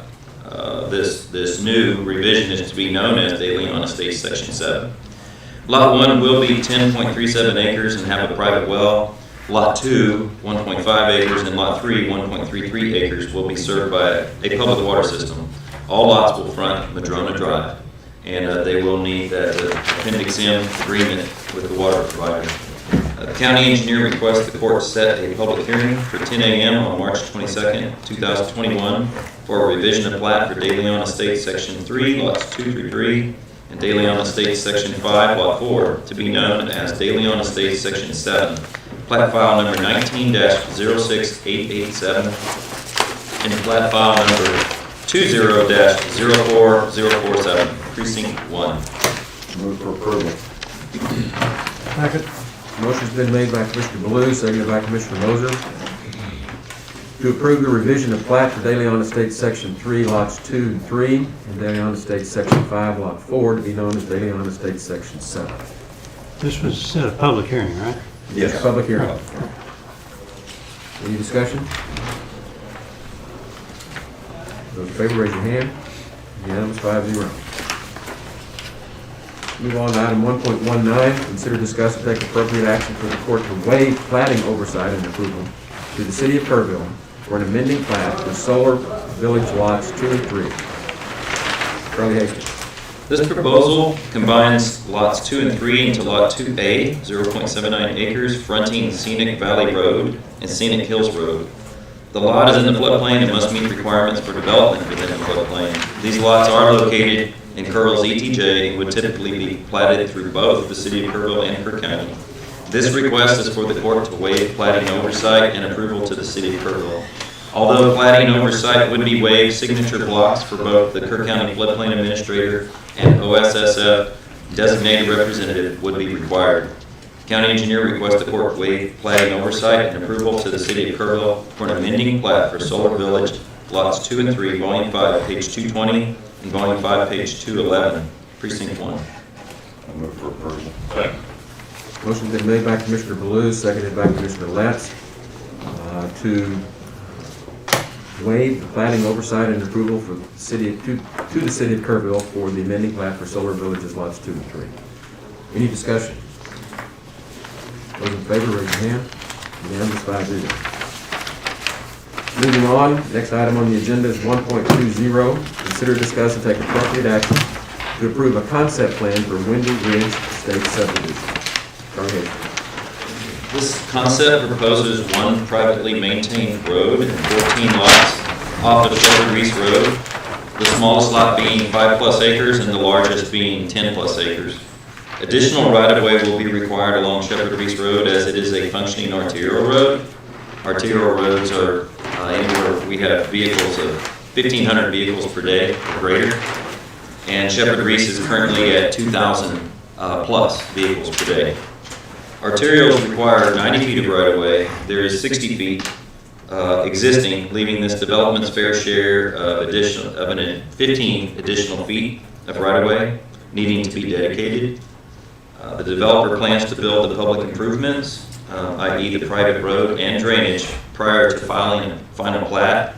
Therefore, once the construction plans meet our specifications, construction may begin. So the county engineer recommends that the court approve the concept plan subject to the developer dedicating additional right-of-way for Shepherd Reese Road and Arterial Road on the final plat and developing construction plans in conformance with Kerr County standard subdivision regulations, including an entrance and right-of-way wide enough to accommodate separate entrance and exit lanes and a means for vehicles to turn out of the entrance in the event the entrance gate is not functioning or the vehicle has mistakenly turned into this proposed development. That's because it's a private road and they're gonna place a gate off of Shepherd Reese. It needs to be placed far enough and everything needs to be wide enough that if someone mistakenly comes in there, they can turn it and get out without backing up on the Shepherd Reese Road. Is that a requirement, Charlie, to not, I understand about the turnaround is desirable, but are there some conditions where you can back out onto a county road in a situation like that? It's not recommended. I know, but- And it's an arterial road, so we don't have a hard regulation in here. Okay. What we do have is that plans are built to industry standards. Good engineering practice would require that you do this. Okay, and they're willing to do that, Yes. the developer? Yeah, they had planned on doing it, Okay. we haven't seen their plans for it Okay, yet. okay, but that's part of their concept? Yes. Yeah, and so each one of the properties would be with a well and own septic system? That's correct. Yeah, okay, Yes. okay. It looks like a really good development. Yeah. I look for approval. Second. Motion's been made by Commissioner Blue, seconded by Commissioner Letts, to approve the concept plan for Windy Ridge Estate subdivision. Any discussion? Charlie, what do you mean by no hard standards in our subdivision rules for the right of way? What I'm talking about is we don't have a hard rule that states that if you're going to put a gate, that you have to have a means for someone to turn around, to go back out. I'm talking about, what is the regulation with regard to a 90-foot right of way? We require 90 foot of right of way. When I said the right of way, I was talking about the right of way width at the entrance, not the right of way for Shepherd Reese Road, but for their proposed Windy Ridge Drive. If you look at your plat right now, they can't fit a turnaround within that proposed right of way that's on the concept. So my concern, I just wanted you to know that needs to change between now and the time they file their final plat. Right. So it's. Because right now, they only have a 60-foot right-of-way for that road coming in. If you look at it, you can't really tell it's a private road, or that they have plans to have a way for people to turn around in case they get stuck at the gate or the gate's inoperable. What I'm trying to understand is our subdivision rule that you normally have 90-foot right-of-way at that point? 90 feet would be for, it's two separate issues. So there is a hard rule, 90 feet for an arterial road on Shepherd Reese, and then there is no rule for how wide the right-of-way has to be if you're going to build some kind of a special entrance on that private road. For a turnaround. For a turnaround. I think the judge's question is, we're getting additional right-of-way on Shepherd Reese Road to get it to 90 feet. Right. And our practice has been where there's any subdivision going in along the county road, if we can get additional right-of-way in areas, we try to get it at that point. That's a hard as rule. a condition. That is a hard rule. That is a hard rule. Restate the hard rule so that I can. Okay. Shepherd Reese Road is an arterial road. Right. It has an existing 60 feet of right-of-way width. Our requirements are that it be 90 feet. So there's, yes, sir. So 30 feet needs to come, 15 from each side to get to 90 feet. And so that's going to be a requirement for them for the stretch that they front onto Shepherd Reese? Right. Yes, sir. So that's going to go to 90? It'll go to more than it is now. It'll go 15 per. It'll go from 60 to 75, and then when the property on the other side of the road develops, it'll go from 75 to 90. Okay. And then the other thing is turnaround. That's different than Right. That's why I was trying to understand what's hard and what's not hard. Yes, sir. And the interior roads, once you get inside that gate, what's the right-of-way requirement on that? 60 feet. 60 feet. Yes, sir. Well, we don't have a rule about the turnaround. We don't- It's a correct. courtesy, basically. Right. Right. And they're agreeable to that, right? They plan on doing it. Yeah. Yeah, the Saddlewood, okay, which is a little bit further down the road from there, they don't have a turnaround, correct? No, they do. They do. Yeah. Sort of. Turned around in the Sort middle of. of that. There's I've an turned around in it. esplanade. They do. Yeah, okay. Yeah, I didn't know if that was wide enough for a 100-foot It may not turnaround. be wide enough for every vehicle in the world, but you can turn an F-150. My 150 turned around. in it. Yeah, but how about a fire truck? You couldn't, you'd have to No, I back don't out know. onto spur, whatever it is. Well, they have the gate code, they can go. No, I know, but I'm just talking about turnaround. I'm talking about their back entrance off of Shepherd Reese, which How is about down the their- street How from about us. their front entrance? I haven't driven it lately. I don't That front remember. entrance does not. I don't think it has something. I see, so there, and let's bring that up for discussion. So we didn't have a requirement for a turnaround there, either the front or the back, okay? So you do, if an 18-wheeler got in there, they'd have to back up onto the, Yes. onto the road to be able to turn around. So this case here, the developer said, yeah, we'll put a turnaround in there conceptually, then they'll come back for the thing. Okay.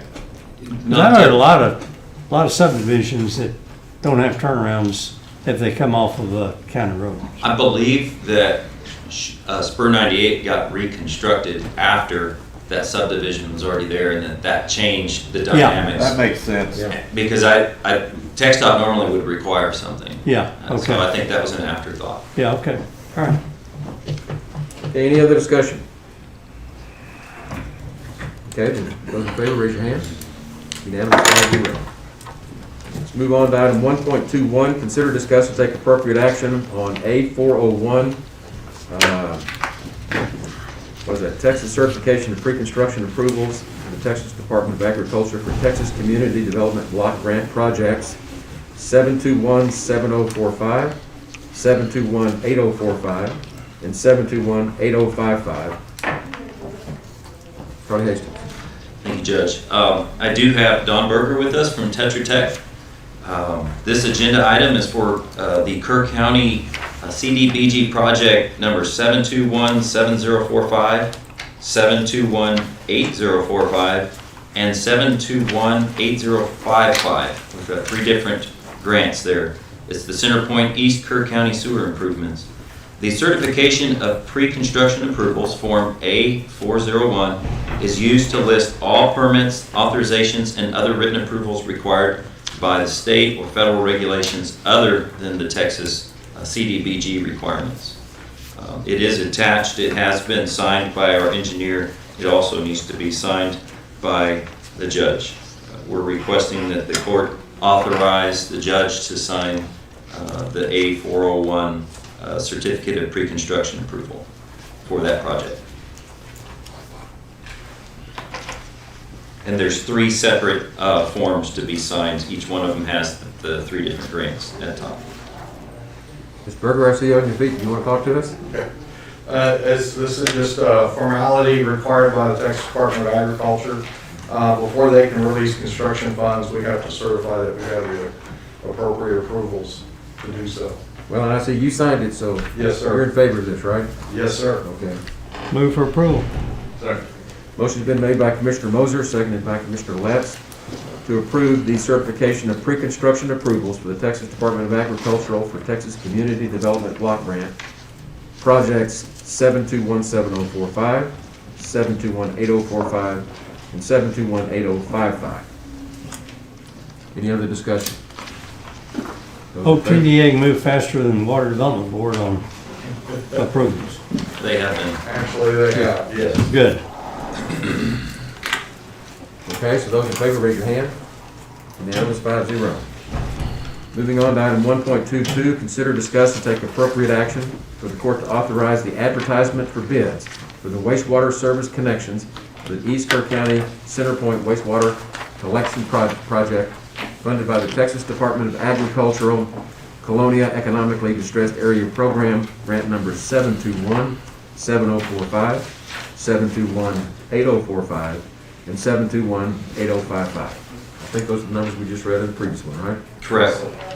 Charlie Hastings. The proposed construction project is to be advertised in the Hill Country Journal on February 10th and 17th, 2021. Will be to install service connections for homes occupied by low to moderate income residents in East Kerr CenterPoint Wastewater Collection Project. Funding for the services is from the Texas Department of Agricultural Grants, Colonia's Economically Distressed Areas Program, also known as CDAP, C-E-D-A-P, grant number 721-7045, and the Colonia's Fund for Construction, the CFC, grant number 721-8045 and 721-8055. The project includes sewer piping within the Elmwood Mobile Home Park, Hill River Country Estates, CenterPoint North, CenterPoint South, and Nickerson Farms. There are an anticipated 115 service connections and 3,350 linear feet of 6-inch sewer to be constructed on this project. The engineer's opinion of probable construction costs is $1.4 million. The bidding schedule is as follows. February the 10th, 2021, advertised for bids. February the 17th, 2021, advertised for bids. March the 4th, 2021, bid opening. March the 8th, 2021, court receives the bids. And March the 22nd, 2021, court awards the bids. The county engineer requests that the court authorize the county clerk to advertise bids for the wastewater service connections for the East Kerr County Centerpoint Wastewater Collection Project, precincts 2 and 3. Move for approval, but I have a question first. So it's 151? Let's get a second. Okay, I'm sorry. Okay, so we've got a motion by Commissioner Moser, seconded by Commissioner Letts. You may proceed. 151, is that what you said, 151 connections? 15. 115. What was, when we started the whole project, we had like 900 connections we were looking at. What will this is just for the Colonia and for the LMI stuff That's right here. correct. So where do we stand overall on connections? I think we're going to be just a little shy of the 900 when it's all said and done. Okay, We're okay, going to be real close. okay, all right, very good. Okay, that's the only question I had.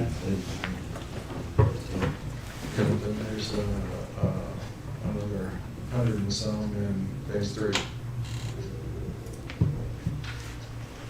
I think that's right. Okay, thank you. I'm curious, so this gets us up to just shy of 900 connections?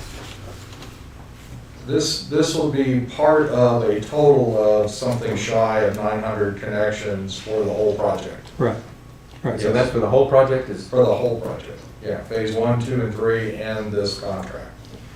Judge, we need to get back with the court on the number of connections.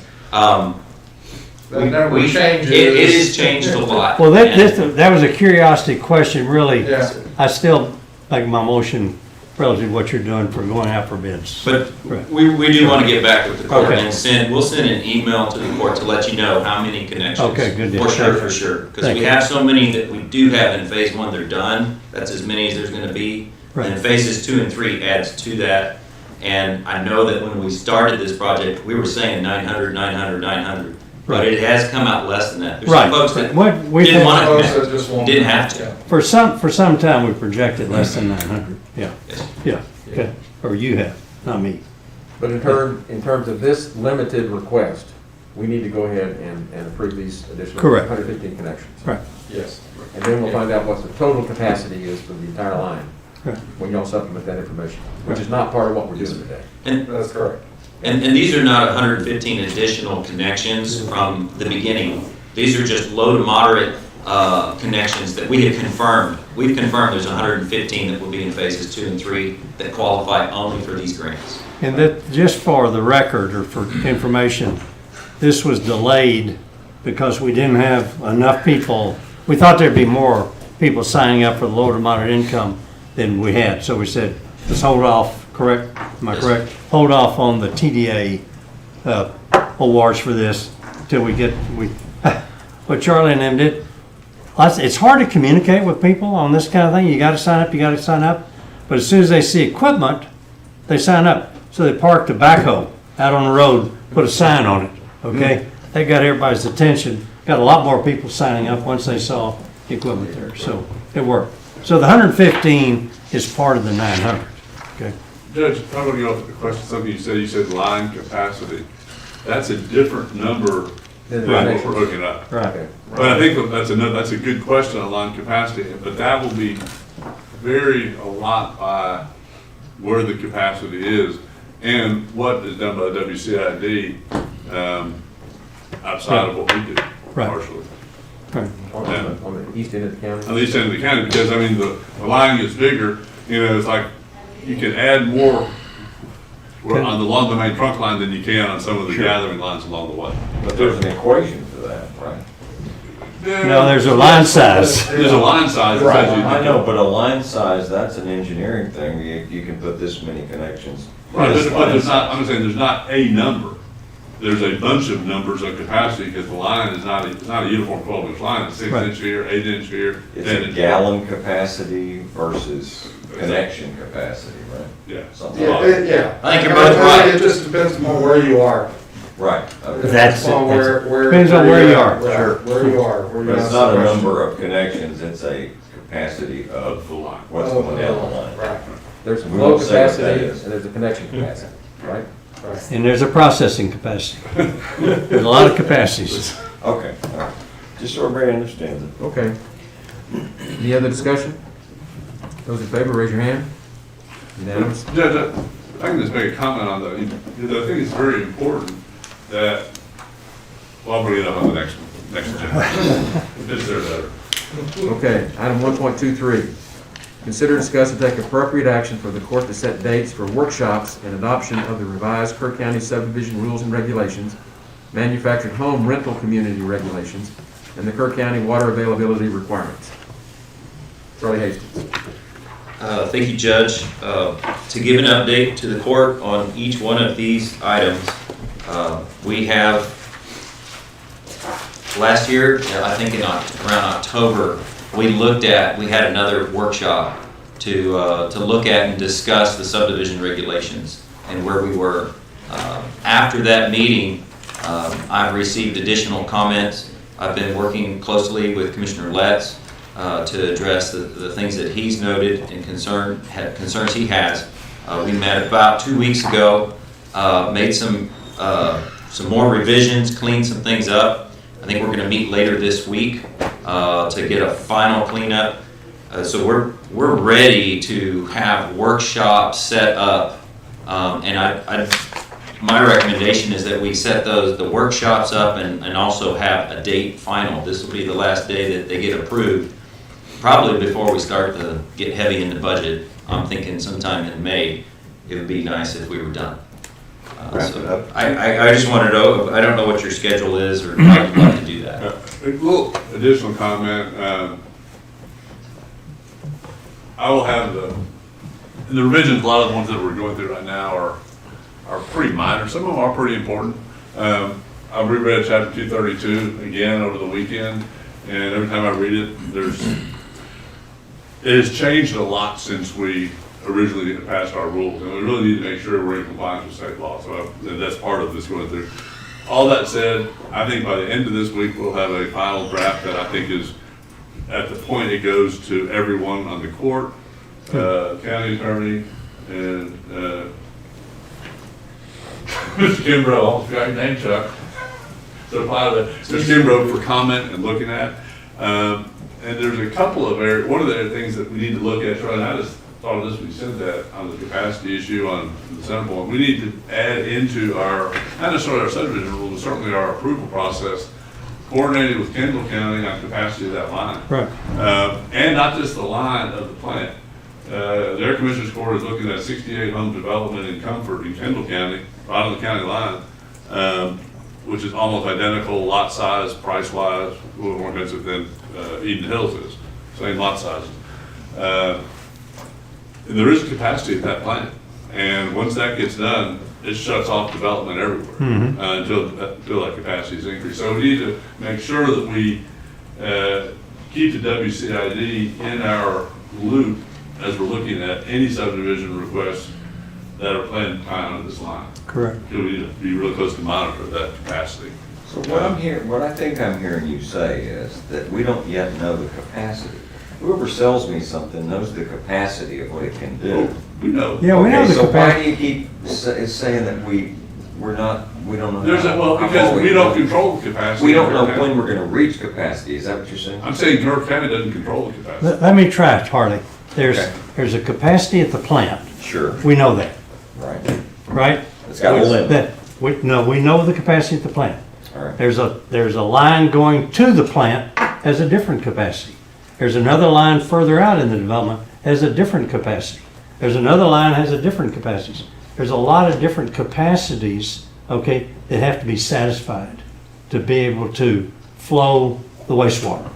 That's about as simple as I can say it. But you can't exceed what they can take at that final You stage. can't exceed any one of them, but at the plant right now, and that's what Jonathan's talking about, right now, subdivisions, whatever, add to that question. Sure. When we looked at Eden Farms, we got the capacity right now for that. Now, this other development, it's gonna take more capacity. We've got other developments,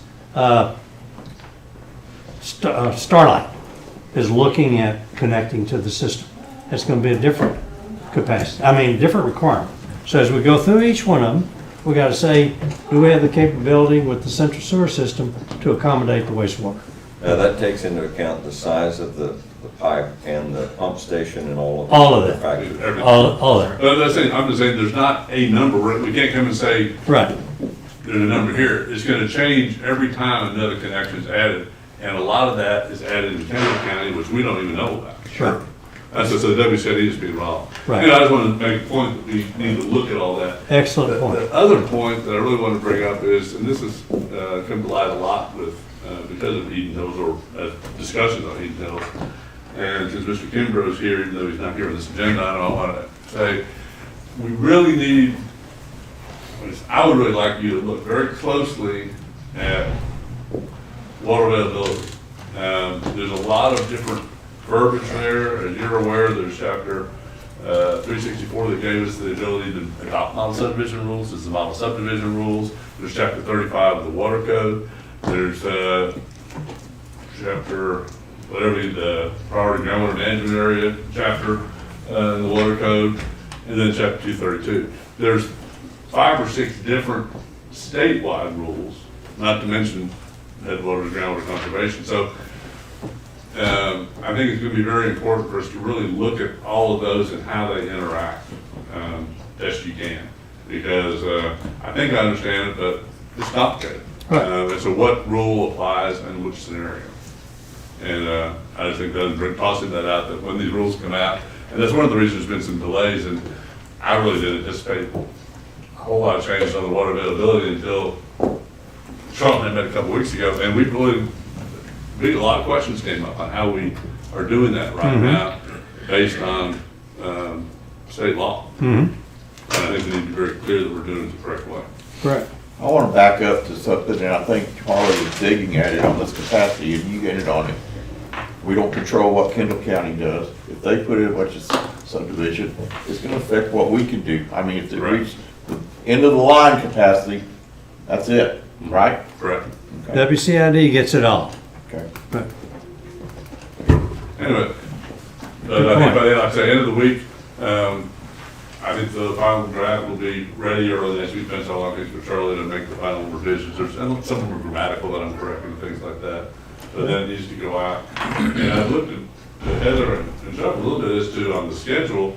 Once you get them, at what point is it going to be productive for us to have a workshop? How much time do y'all need to go through them, or do we just have a workshop and start discussing it? I want to understand it. Yeah, it'd be better to have information. I think we all need to understand it. Where we are right now with these high-density developments, and especially the one going up on there's about another mobile home park going in up there on the county line.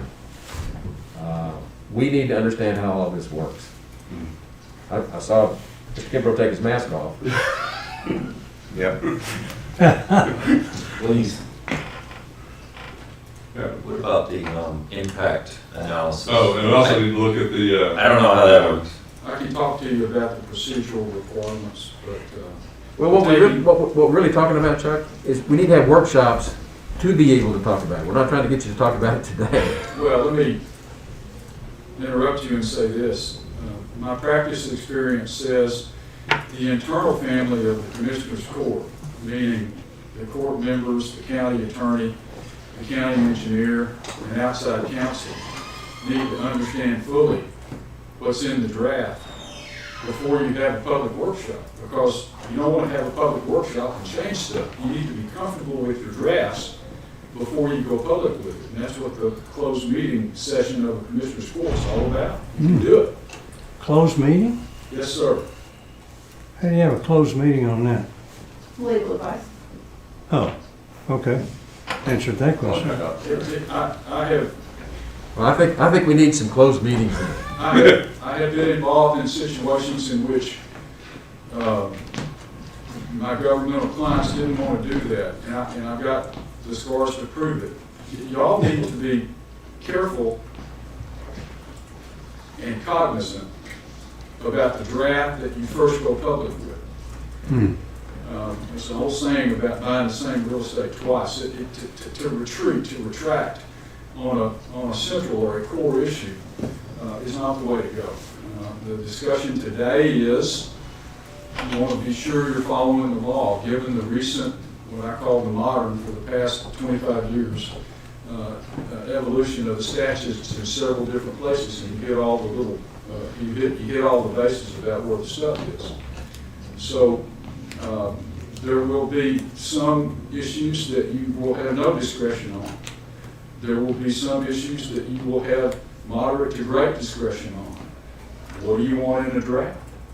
Well, that's what we want you to teach us in closed session. Well, we'll all work together on it, sir. But I saw the agenda item. That's why I came early before the other thing I'm here on, because I wanted to help you and respond if you had a question. So when I saw, the idea to go ahead and start putting timelines for workshops and then consider approval and adoption, I wanted to respectfully suggest to you to slow a little bit, because I've seen it go south quick if you put something out there that maybe causes a problem with somebody saying, that's not the law, you can't do that. I would like the internal discussions to be free and candid and thorough, given what I anticipate is the large bore scope of this revision.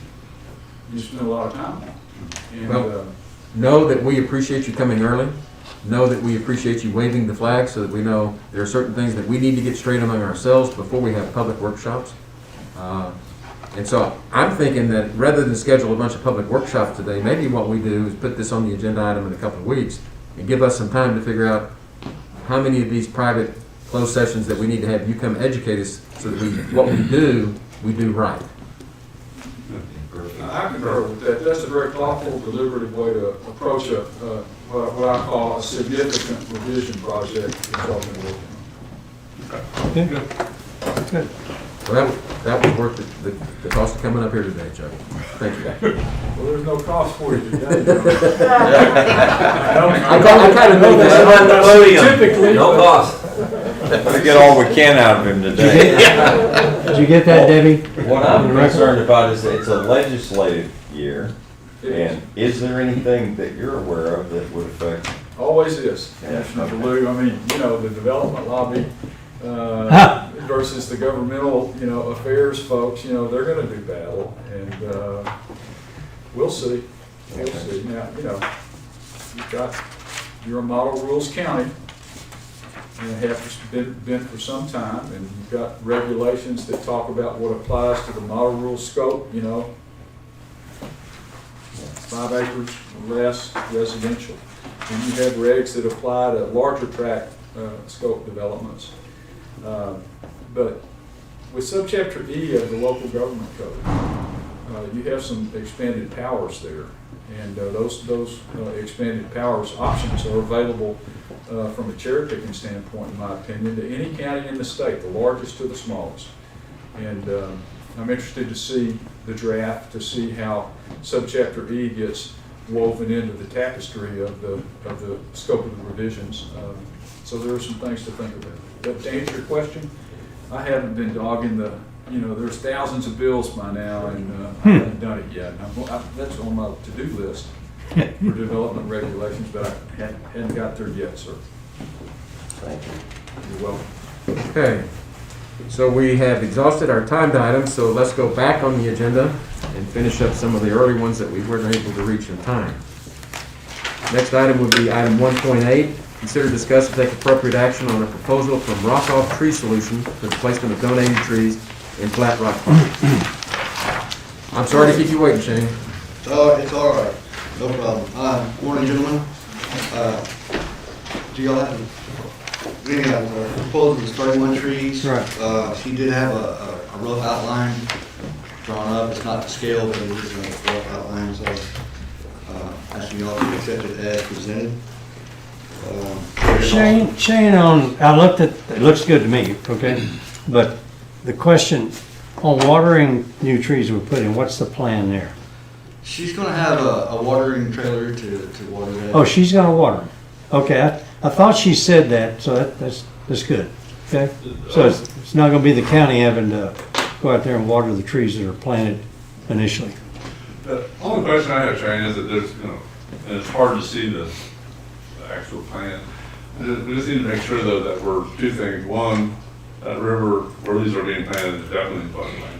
So we need to try to minimize flood damage by having not too close to the shore where it's gonna cause more flood issues, turbulence, driftwood getting stacked up and all that type of thing.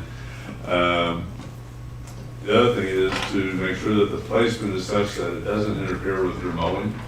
These are a lot more trees going out there. Every time you have a tree, you got a weed eating mow around. So we need to try to make sure that we're trying to put their placement to that strategically. And then the other thing is there a plan, or she planning to put any enclosures around them to keep deer? Yes, there is. Wiring, fencing, to go around the trees so they don't torn up by the deer and whatever else. I didn't do that last time. Right, and then with that, there's a maintenance of, people always are upset when we have weeds growing. When you put an enclosure around a tree, it's hard to weed eat it. I'm just saying that there's, it's gonna need to be, I don't think it's up to your staff to go and pull all the enclosures off and weed eat, make it look perfect all the time. It's gonna be a little bit of time, it's gonna be a little bit rough out there. Would be my thought. I will also mention that we do have a floodplain permit. We had that established through the Right. so Good. we're good on that. It was very nice of Karen to do that. Yeah, Right. great. Yeah. So I move for approval of the plan as submitted by Shane. We already did. We already approved. Yeah, but I mean, we asked him to come back and show us where they were gonna be. So I don't know if we need to approve it or not, but It says take appropriate action, so do we? I said we approved. We approved it. We approved the trees, last but time. we how about we approved, just ratify the design? what we did is we approved accepting the donation, but contingent on Shane showing us when and where and how. So he's showing us when and where and how. So if we need to have a motion, I'll move that we accept his plan as, the detailed plan is submitted. Motion's made by Commissioner Moser, seconded by Commissioner Blue to accept the Rock Hog Tree Solution donated trees plan as presented. Any discussion? Those in favor, raise your hand. Unanimous 5-0. Thank you, So Shane. before we move on, the items that are under 4.3 should be moved into open session, and they are all timed items. I noticed that. Okay. So do we stop what we're doing with these other things and go to those? It's up to you, Judge. I just wanted to point that out, that those should be moved over into open session. Well, we still have a lot of agenda to go. Let's just have a little discussion. We have a lot of agenda to go, and we have people that are waiting on the line from out of state. We have Mr. Kimbrough is here from out of town. These are timed items. So let me switch over, and I'm going to go to item 4.3. It's under the executive session agenda, but we're going to put these in open session. And it's going to be a discussion regarding, there's going to be a presentation regarding redistricting services offered by three different entities: Bear Demographics and Research, Bickerstaff Heath, Delgado and Acosta, and ARC Bridge Consulting and Training. And so I think we've got, I'm trying to remember, I'm supposed to, the first one that we have is Bear Demographics. And I'm trying to remember, do we have someone to call on that? Or I'm trying to remember where we are with that. We Can do. we get Jody? She might know. Well, she's out. We have something here from Bear.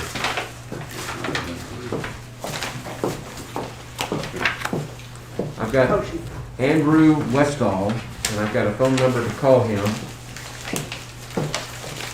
Let me go ahead and do that at this time.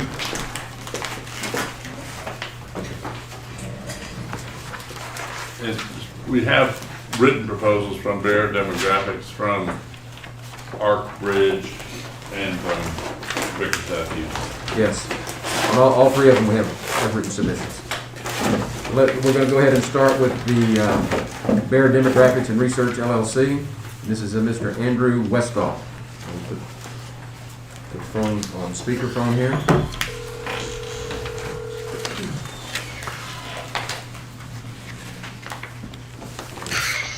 Morning, Judge Kelly. How are you doing? We're sorry to be late. We're having a long morning. No, it's okay, sir. I've been watching the meeting, so I've been enjoying it, just waiting for your time. Okay, well, we're ready now for your presentation if you'd like. Judge, can that volume be turned up any? Can you move it over by the microphone? I think that's about as loud as it goes. Well, once again, thank you, Judge Kelly. Thank you, commissioners, for taking the time to let me present to you this morning. As you can see from the materials that I sent you as part of my proposal, I've been a redistricting expert for about 23 years. Have worked doing a statewide redistricting in the state of California, as well as a couple times for the city of Los Angeles and also for the Los Angeles Unified School District, among other redistricting projects that I've worked on. I've been also well versed in redistricting litigation, which I'm sure, Judge, you can appreciate. Redistricting can be a very litigious subject, and at least in the redistricting litigation that I've been involved in, we've been very successful in defending the government's position and the plans that were developed by either the state legislature or the Los Angeles City Council. The scope of work for this particular project includes a variety of things, and as is well pointed out in the RFP, you really kind of have three different levels of potential redistricting that would go on this year. Not just the Commissioner's Court, but also potentially the election precincts and the Justice of the Peace precincts. It should be noted that in the last few days, the Census Bureau has come out and said they don't plan on releasing the redistricting data, which is called PL 94-171, after the federal law. And that data, it looks like now is not going to come out until at least August. It could be as late as September, which could certainly affect the ability to redistrict prior to Mr. Westall? 2022 primaries. Mr. Westall? Yes, sir. Let me interrupt. I've got a court reporter that can't type as fast as you talk. We talk a little slower down here, so if you could just slow down a little bit, I think it'll make it more convenient for all of us. Well, I appreciate that, sir. I can't hear as well. I just want to get it all in. Hearing is the problem. His hearing is a problem. So as I was saying, We'll go there on the top, yes. with respect to the scope of work and the project schedule, you really have three different levels of potential redistricting. You have the Commissioner's Court, you have potentially the election precincts, and then also the Justice of the Peace precincts. As I was just saying, the data that the Census Bureau puts out, which is called PL 94-171, which is the same data that every jurisdiction across the United States uses for redistricting. That data, at least as of a couple of days ago, the Census Bureau had said would not be available until after July 31st. So we don't know exactly when that's going to be. It could be August, it could be September, but certainly that rubs up against the elections deadlines for the 2022 election cycle in the state of Texas. So I guess what I'm saying here, gentlemen, is that the ability to get redistricting done prior to the next election cycle is probably not feasible just based on when the data comes out. But it really all depends on how quickly the Commissioner's Court wants to move. The scope of work is not terribly difficult. It involves some public hearings. It involves creation of a data set for the county, working with the city attorney, the county attorney, and others to be able to build that data set, which is not a difficult thing, but you need a technical expert to do so. And really it's working with the public and working with the Commissioner's Court to be able to provide information, provide the data sets and databases so that the Commissioners Court has the ability to redraw these lines in these 3 different areas that I discussed previously, if that's absolutely needed. I mean, certainly with the population of Kerr County, that at least from what I can see demographically does not grow very quickly. These lines probably won't change a whole lot, but you never know until you actually get the data. And certainly with this particular census, the response rates have been, all over the place across the country. The last thing I'll talk about is in terms of the cost proposal. And in terms of the cost proposal, I am proposing a flat rate.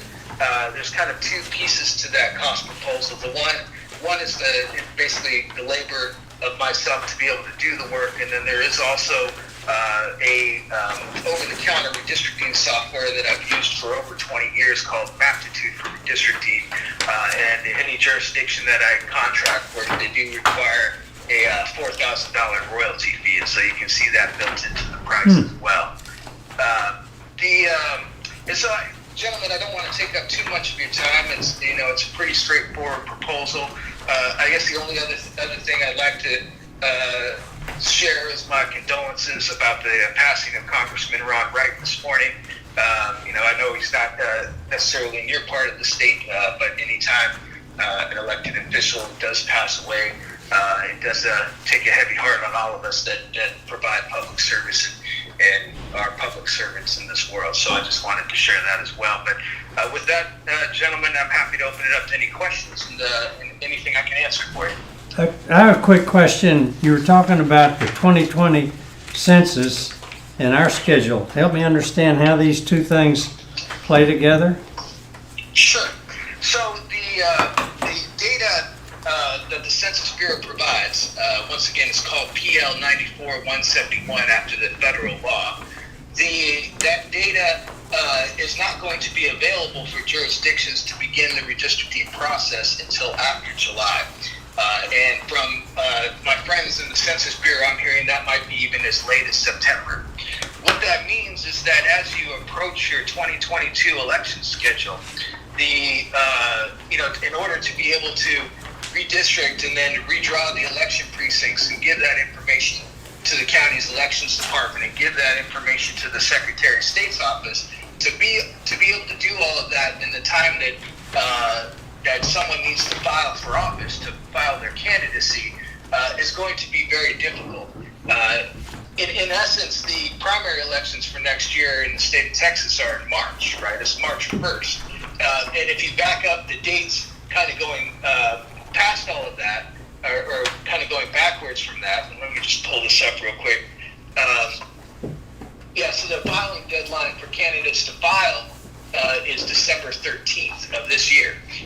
So what that means is that if the county were to be able to use the new precinct lines for the 2022 elections, let's say we get the data in September, it would be a very quick process to be able to turn that around, and to do it in a fair manner for the public, as well as for the Commissioners Court, and then to be able to turn around that data and that final plan and to give it to the Elections Department and to the Secretary of State of the state of Texas to be able to re-precinct those lines and to be able to build that into the 2022 elections. So what I'm highlighting here for you gentlemen is that certainly it's feasible to get this done, but it's an extremely tight timeline and just might be too difficult for the other governmental entities in the state that the county works with to execute the elections to be able to get this done in time for the next election cycle. A question in the primaries you talked about, are we required to have new redistricting, or can we use the current ones that we have if the census data doesn't come out? That's correct, sir. The likelihood of using the current district lines for the 2022 elections, I'd say, is probably over 90%. And so I think that's very likelihood. And so I think the work that you would be doing this year on redistricting is more likely to take effect for the 2024 elections. Okay. All right. Mr. Westphal, 2 questions. One, do you have any other clients in Texas? submit a bid for the city of Dallas, but this is something I've just gotten my feet wet in doing over the last, I guess, 3 or 4 weeks. Okay. And the other question is looks like you're based in California. Do you plan to have field reps or yourself on the ground here or to meet with us, or will it be done primarily remotely? Well, certainly a lot of the information can be done remotely, but I'd be happy to come out to Kerr County at any time that the Commissioner's Court would ask me to. I live a couple miles from the Burbank Airport, so it's about a 4.5 flight to San Antonio and then another hour drive out to you. So certainly that's something I'm more than willing to do, and it's very easy for me. I should mention that I have been to the state of Texas quite a few times, mostly in the Dallas-Fort Worth area, but I've also been to San Antonio a couple times. All right, thank you. Thank you. Andrew, this is Don Harris. I got just one question. We got 3 bids, and you're by far the highest. Why do you think you're the best? Well, you know, I think there's a couple things, and certainly we can go with an hourly rate. My standard rate for doing this for a 5-member city council in the state of California is roughly $35,000 plus an extra for that fee. What's built in there is all the potential travel that I might do over the next many months that this process would go on. Certainly, given Kerr County's population statistics and growth models and everything else, this certainly could be done definitely a lot cheaper, and I'd be happy to do that on an hourly rate. It's just really depends what the Commissioner's Court would like, but that's how the model is based, and once again, it's also based with a lot of public input and a lot of public hearings. So certainly, if the court wants to move quickly, there's a lot of cost savings that can be built in, and this could probably be cut to nearly in half, depending on how once again how public a process you want to have with respect to this. Okay, thank you. Okay. Anything else from Mr. Westall? Okay, thank you. Let's see, the judge said thank you if you couldn't hear him. Oh, no, I appreciate it, Judge, and really appreciate it, Commissioners. And once again, I've really enjoyed your meeting this morning, and good luck to you in your process and your decision making. Thank you. Okay. Thank you. Thank you, sir. Okay. Thank you. So you may be excused. I'll just put it up there so you can talk. Thank you. The next presentation on the agenda is 4.3B, a presentation regarding redistricting services offered by Bickerstaff, Heath, Delgado, and Acosta. Chuck Kimbrough. May it please the court? Does everybody hear me with my mask on? You can take it You're off. welcome to take it off if you want to at the podium. I'll go halfway.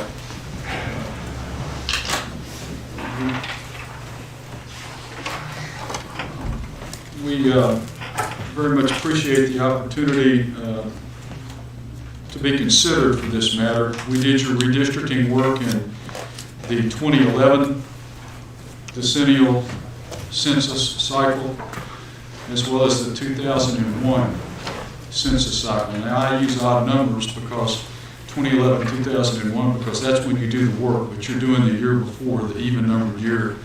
The analysis is regards the even numbered year preceding, so it would be the 2010 and the 1990 census data that we did your work for. We timely submitted a response to the request for proposal. Request for proposal that was sent out by the auditor's office, and it looks like this. Does everybody have a copy of it? Yes, sir. Yeah. I got it. Yeah. If you will look at page 1, it shows the documents attached. Attachment 1 is a proposed project budget. Number 2 is some timeline charts. Number 3, a proposed vote order of the court approving the engagement of legal services with Bickerstaff Heath with the proposed engagement agreement and contract attached as Exhibit 1 to the vote order. Exhibit, or attachment number 4 is the required Form 1295 Texas Ethics Commission certificates of interested parties. We submitted that one to you for county processing as required by state law. And then attachment number 5 is the Form CIQ, the Conflict of Interest Questionnaire required by Chapter 176 of the Local Government Code of a vendor proposing to do a contract with the county. Some exceptions, but not many. And we don't have any conflicts of interest. I want to start quickly by talking about redistricting and some law. It probably has been a while since you visited these legal concepts, but it won't take long to give a thumbnail sketch of them. Pursuant to Article 1 of the U.S. Constitution and the 14th Amendment to same and the federal case law, local governments with single-member districts are required to look at their lines every 10 years. And that's why we call it the decennial redistricting project. And the concept under federal law is one person, one vote. One person, one vote. And so when you take a county's population, whenever the census data comes out, let's say commissioner precincts, you take the 4 commissioner precincts, 1, 2, 3, 4, take the total population that the Census Bureau has for the county, divide by 4, put that number in each precinct, and that is your target number. For the new data, for the new 2020 census that you're going to work and analyze in 2021, the idea is to get as close as possible to one person, one vote under the constitutional/federal statute and case law standard. There is a 10%, the regulations as well as the case law, what we call a 10% safe harbor rule, to balance, to draw the lines so that within 10%, either way, plus or minus, you're there. So we do that a lot in our office. The safe harbor rule is not 1,000% safe harbor. There rarely is a rule like that in the law. There's always an exception. But the idea is, even if the apportionment rule is balanced, that's how we look at it, is the precinct balanced, 10%, one way or the other, you still can get into trouble in terms of violating the Federal Voting Rights Act of 1965 and its amendments thereafter. If you violate the anti-discriminatory rules of the Voting Rights Act, which prohibits discrimination, even in a balanced portion district, discrimination as defined by law against racial minorities. So those are complex issues that arise in even the smallest jurisdictions in the state, as well as the largest. And that's part of the work that you do when you begin to consider whether to redraw the lines. Procedurally. Does one take precedence over the other? One, what? Yeah, if you got an overdetermined set, you got to satisfy the distribution, and then you have to satisfy the other. They're co-equal. You don't get to first base unless you're balanced within 10% one way or the other. Yeah. But the overriding issue after that is whether there's a discriminatory component in the plan that is approved that would subject the county to litigation risk. So if you couldn't satisfy both, you got a problem. Yeah. So would one take precedent over the other, just out of curiosity? They're both equal, in my judgment. But we look at it from a procedural standpoint of balance first. Yeah, you got a lawsuit. Yeah, okay. And the reason we say that is because the Constitution trumps all the statutes in terms of hierarchical governance. Okay. Okay, procedurally, a little bit different this time than it was in 2011. There was a significant Supreme Court case in June of 2013 called Shelby County versus Holder, Eric Holder, the Attorney General at the time, that changed by case law a procedural rule that applied to all of the states in the South and the Southeast and some in the Southwest, whereby you could not, once a plan was approved, you could not implement the plan without either, number one, filing a lawsuit in a district court in the District of Columbia. Rarely did that ever happen. Or submit your approved plan to the United States Department of Justice Civil Rights Division for what we call pre-clearance. The Holder case, or the Shelby County, Alabama case, took that obligation away. So your redistricting plan for commissioner precincts and for justice and constable precincts, if you choose to do it, and I'll talk about discretionary redistricting in a moment, your plans don't have to be filed anywhere. We used to send them off to D.C. in a big box. Now they don't. All you have to do is make sure that the plan you approve complies with the law. It's a public process. It's a public procedure with meetings and hearings, at least one public hearing. It's a public process, and once your plan is approved, you don't send it off. You don't even send it to Austin. The Secretary of State doesn't take them anymore. I'll talk about election precincts in a moment. So nobody would ever even see it unless there was a challenge to it. Well, they see it right here in this room. Sure. Nobody means. But I'm talking about the In general DC. public, unless somebody, where do you review it? How do you, does it have to be posted online now or what? Sure. Okay. Sure. Yeah, that'll, in the newspaper, in your local newspaper, we can get down in the weeds and talk about that later on, Commissioner, but the Justice Department watches closely. What I call interest groups, sometimes local, sometimes external. They look at them. Those are where the litigation challenges come from. But I want to call your attention to the fact that since the U.S. Supreme Court opinion of Shelby County in 2013, we don't have to pre-clear them with DOJ anymore in Washington, D.C.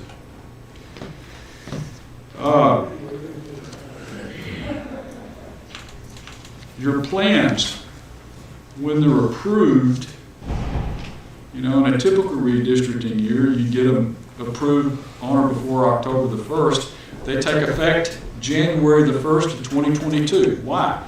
Because people got to know where the lines are so they can figure out how to get on the ballot, file correctly to run for office. I mean, that's just a pragmatic reality. All of that's turned over. This is not a typical redistricting year. I'll talk about that a little bit in just a moment. So, commissioner precinct lines, justice of the peace, constable, those are the three areas that we look for in doing the redistricting part of the work that we talk about in the proposal. But there's something else. Pursuant to Chapter 42 of the Texas Election Code, all of your election precincts have to comply with the regulations in 42 of the Election Code, Chapter 42. There are some real precise, sometimes complex problems that come up about election precincts. Now, in a regular odd year, odd numbered year. Regular odd year. Regular odd year. That's been this one, hasn't it? Or last year. In a regular odd numbered year, Chapter 42 requires your election precinct analysis to be submitted to the Secretary of State, the maps, and the digital supporting data for those maps to the Texas Legislative Council on or before May 1 of that regular odd numbered year. In a redistricting year, the timetable gets moved back to October, on or before 1 October. That's our in-house thinking deadline.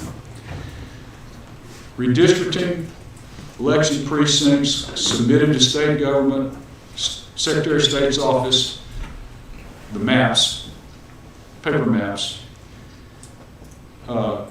digital supporting data to the Legislative Council on or before 1 October. Why? So state government will know where the election precincts are so they can get ready for the 2022 primaries. The timeline charts that we have attached as attachment 2 to our proposal, there's a regular redistricting year chart, and then there's a chart where Census Bureau delays for about 120 days. The last agenda item, the man from California talked about August, maybe June. We don't know when the data is going to be released. Nobody knows at this point. This is such a different situation, and the problem, the uncertainty arises in two places, Washington, D.C. and Austin, Texas. Right now, the data that our law firm would use to do your work is what we call the shape files, the actual census data for Kerr County produced by the Census Bureau, sometimes called Tiger files. It's a computer thing. You subscribe, you punch the button, you get it, and you draw it down. We put your census data on with our internal data that we have for Kerr County that we get from you, and we start to do the work. Typically, that happens in a regular redistricting year on or before April the 1st. Will not happen that way this year. A typical year, the races run from April to October. This year will not be that way. No one knows exactly when it's going to happen. However, the census data cannot be released to the states and the local governments therein, the shape files or the Tiger files, until the Census Bureau tells Congress about apportionment, which means based on the census data of 2020, which states gained House of Representative seats, U.S. House seats, which states lost. That information has to be transmitted to Congress first, and then they let the census data out for all of us worker bees to do the work with. You can understand what's going on in Washington right now about that issue. Nobody knows. So, what will happen if the actual hard data that we need to have to do your work doesn't come out until August? Or later. No one knows what the answer is. That's where the Austin, Texas state legislature kicks in. There's really some strong talking going on between lawyers. I guess that's sometimes credible. But you remember when we were all talking about the court members, when we were younger and the primaries in Texas were in the summer? Yep. That might happen. That might happen. Summer of 2022. Primary in June, runoff in August, general in November. That was the rule long time, before I was alive. So if that were to happen, it's got to happen pretty quickly, doesn't it? In Austin. Okay, if that happens, then it'll all be different for everybody, but we'll get used to it. And at least the race will be a 7 or 8 month period of time within which we can, realistically get it done.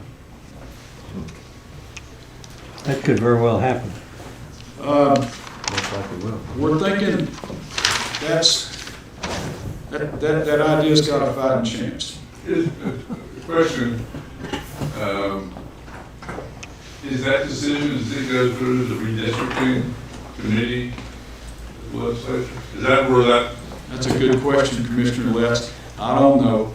There's got to be a bill that passes both sides signed by the governor. Because the 42 of the election code has the timeline, and that'll have to be extended. I just brought it up because Representative Murr is on the redistricting committee. I'm going to move to our proposal, but do you have questions about Oh, I forgot one other thing. Discretionary redistricting. Okay. In 2011, your commission, we did your work. And it was DOJ approved, successful project. In 2001, we did your work. DOJ approved, successful project. In 2001, that was before I was with Bickerstaff. I was the DA in my home county looking at redistricting kind of from the inside looking out.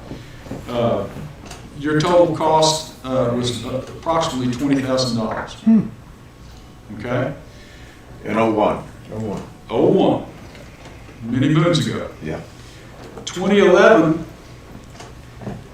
we estimated a budget for you for a comprehensive project. When I say comprehensive, commissioner lines, JP and constable lines, and election precincts. And we estimated a budget of $32,195. Turns out your commissioner precincts were balanced. And the county chose not to exercise its discretion and do redistricting anyway. Now you can do that, even if you're balanced.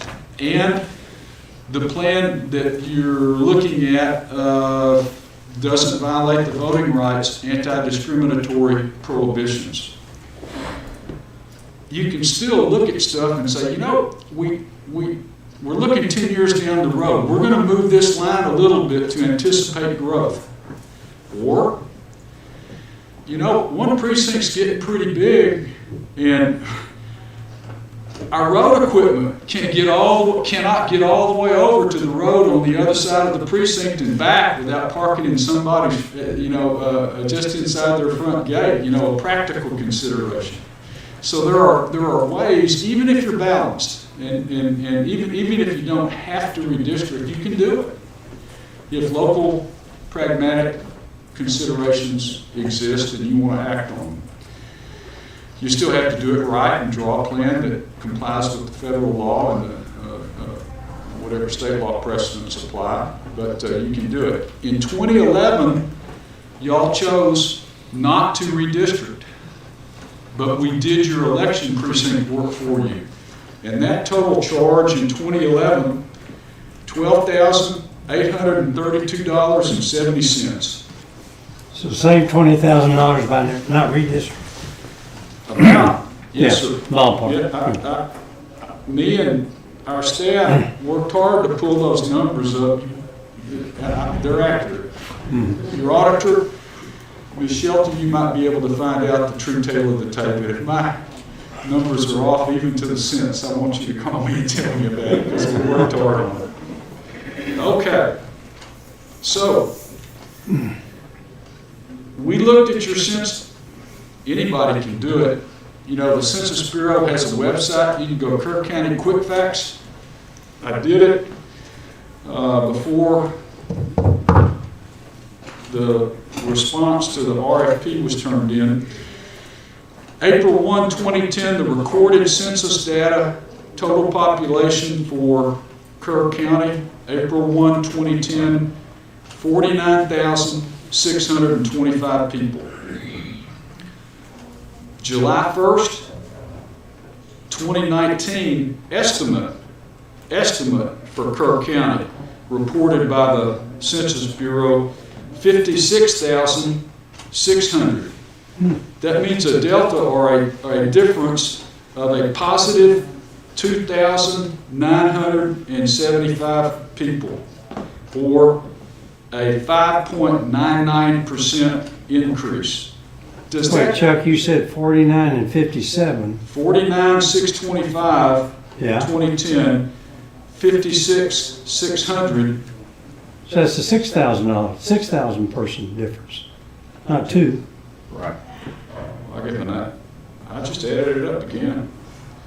Yeah, I got my numbers wrong. Anyway, whatever the number is, that is not as dramatic as some of the what I call Central Texas, Austin to San Antonio, and a little bit south. So, $64 question is, are they going to balance or not? I mean, are you going to be in a problematic situation or in a reasonable situation? Who knows? It would be premature for anybody to guess. But the budget that we proposed to you, you wanted a not to exceed number. That's what your papers put out, and that's what we responded in accordance with. And we typically don't do that because of the uncertainty, but we did it this time. And our number estimated a little high. And I'll tell you the components about the reason for it, but 35,200 tops cap. That includes reimbursable expenses, or an approximate 9.3% increase over our estimated 2011 budget of $32,195. Again, you didn't use all that money because you chose not to redistrict. So it's about a 9.3% increase. Now, a not to exceed number, court members, means the law firm carries the risk. We understand that. So we built some hours into it. Sure. Because we don't know, as we're looking at it today, how it's going to go. We don't know what the census data is going to show us. We don't know how many plans you'll want to review to point towards that public hearing, and later after that an approval vote. A plan means that you draw it up. I'll talk to you about the procedure in a second. Next, we don't know if there's going to be an external plan submitted to the Commissioners Court for review, consideration, and approval. A plan submitted by somebody locally. A plan submitted by somebody outside of Kerr County that you want us to look at. We just don't know until we get into it. Does that mean other people can submit their thoughts for a plan? Yes, sir. In interest groups. Okay. National as well as statewide interest groups. Okay. To challenge your positions and say, you're not doing it right, you're hurting someone, you got to do it this way. Well, somebody's got to look at that stuff, look at those matters. And so the number of 35,200, we were thinking, well, we'll build in some more hours to cover that. So what I'm getting at is, based upon the uncertainties working out in the county's favor, it may not take that much. But if it takes more, then it's on you. Us. Yeah. Yes, sir. Yes, sir. But we've worked through the years on a number of things for you. Voting right, redistricting just happens to be one of them. And we've always, you call us back, and we try to do the same promptly. It's been a worthwhile, productive relationship. Y'all are some of the finest people across the state that we do work for, and we do work for lots. So the number is on there, that's our proposal. Now let me tell you about what makes us different in the time that I've got left from the other people that do redistricting in the state. Other than your accent? Other than your accent? Something like, yes, sir. Yes, sir. This is, I joined the law firm New Year's Eve of '02, but the law firm was started in 1980. Steve Bickerstaff and Bob Heath coming out of the AG's office working for Attorney General John Hill. And Steve was the head of county affairs of the AG's office, and Bob was the chairman of the opinions committee. And when they started the law firm in 1980, redistricting for counties was a huge part of what they did. 80, 81 was the beginning. So this is our 5th decennial cycle, and we represent all types of local governments across the state, not just counties, but cities and school districts, special districts, junior colleges. You see this stuff in the proposal. So we have a governmental focus that helps us with our county work. We're one of the largest firms in the state with a statewide reach and long years of experience doing this kind of work. You'll see that in the proposal. But I want you to look at page 2 and 3. We do our own maps. I say again, we do our own maps. We don't have to hire them out, have them produced by somebody else. We have the ability to digitally transfer the information to the client if you want to produce your own maps, but typically we do our own maps. And when we draw the plans, we have the latest, it's on page 3, computer software application. You see Citygate, GIS, Autobound, and ESRI, and the ability to do virtual meetings, in other words, to have drawing sessions, either closed session or public meeting drawing sessions, where Sherry McCall, our drawer, will be communicating by telephone with the maps on your screens, and you can either have a lawyer in the room with you or not. I can certainly participate remotely from Austin. And when the maps come up, the lines are moved automatically by the drawer, Ms. McCall. And then she pushes a button, and the census data and the demographic analysis comes out on the bottom of the screen. Wow. And somebody says, well, what if we move that line south and west and come down to road number? Okay, everybody ready? We move the line. Map right, she pushes it again, and automatically the demographic, I mean, it's way different than it was putting the maps on the floor with colored pencils. That's a software. That's the software. Is this unique to your organization, or is this off the shelf? We buy it. We bought it, and we don't charge any royalties or anything like that. Okay. I mean, Probably we won't need those map pencils. And I think I might be at the end of my time, Judge Kelly, but the idea of a comprehensive project is what we have proposed, court members, and that means an initial assessment that costs $4,500, including the public meeting appearance. If it turns out that your commissioner precincts are in balance, and you do not want to engage in any discretionary redistricting activity, where it's for commissioner, JP constable, or election precinct lines, then $4,500 with the recoupment of the out-of-pocket expenses is your total cost. The engagement agreement says that, and so does the proposal. What would the discretionary be? Let's say you have a precinct from a territory standpoint that's gotten too big and you can't move your equipment over and back on the same day.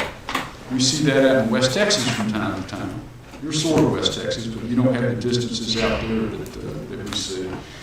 Or you may be saying, you know, we're thinking a city is coming this direction and there's growth, and what we're trying to do is get ready for the next decennial cycle. And if you can draw it and follow the federal constructs, then you might want to think about doing that. But that is a commissioner's court call. So that, in that case, you would take in territory in a precinct that didn't necessarily have population in it yet. Possibly, yeah. You just move the line. Yes, sir. Yes, sir. The other discretionary commissioner is that, and you're one of the ones that actually I think before. Well, you do. We've in 2000 we split neighborhoods indirectly, and people have to drive way too far in a couple of spots. Discretionary, we could, even if we were balanced, we could fix those things. Okay. And that's kind of the one that. chose not to do it last time we went through it. Give it to the sheriff. It's on and off. Well, there's some Selling areas my that life. you're gonna drive regardless, you get up on Indian Creek, and other areas gonna be better. It's hard to do. The personnel of the law firm, your RFP, wanted the respondent to talk about that. That starts on page 6, and we have 3 redistricting team leaders, David Mendez, Bob Heath, and Sid Falk, and their biographical and professional material is in here along with me and Gunnar Sequist, Kimberly Kelly, Sherry McCall. We had, everybody will work on redistricting, but these are the lead people, and I'm nowhere near the redistricting lawyer that Bob Heath or David Mendez or Sid Falk are, but I have substantial experience working with counties your size, some smaller, some bigger. Chuck, how would you've got these people's names in here, depending on how many counties you got the contract to help redistrict. Right. How do you address that? There are providers in Texas that say we're full up, and they don't take any more new clients after a certain period of time. We've never been that way. We've been a local government law firm since 1980, and we value the relationships. And if we do your redistricting work, and that's all we've ever done, maybe you trust us to give us some more work from time to time. That ensures the viability and the forward progression of our law firm. So I can't remember a time when we told somebody no. Yeah, but my question is, you said these people are the ones that would work on it for Kerr County. No, those are our main people. There will be other lawyers involved. Okay, I see. So these are not just No. unique. Okay, gotcha. All right, just wanted to understand. We can't afford Bob Heath working on this full time. Yeah. Well, not full-time, but then you have the not to exceed, so if we need it, we're going to use it. I appreciate that. Yeah. You know, so that's, Okay. again, that's where the risk comes our direction, not yours. Then you have sort of a snapshot of some of our county clients there in the past at the end on page 11. Bandera, Gillespie, Pecos, there are prior clients for some time for redistricting, and they're our clients on this go-round as well. Lubbock County, we've done their work for years in redistricting, election precincts, and voting rights. They haven't made a decision yet. Same with Bear County. Brazos County is our current client. Tarrant County, I believe El Paso County, Waller, Smith, and Liberty. So what I tried to do, Palo Pinto and Panola, was try to give you a kind of a population range of some counties that are smaller than y'all and some that are significantly larger, but the people that are listed there would be good to talk to. Now, I think I've expired the 20 minutes. Are there any questions that I might answer for you?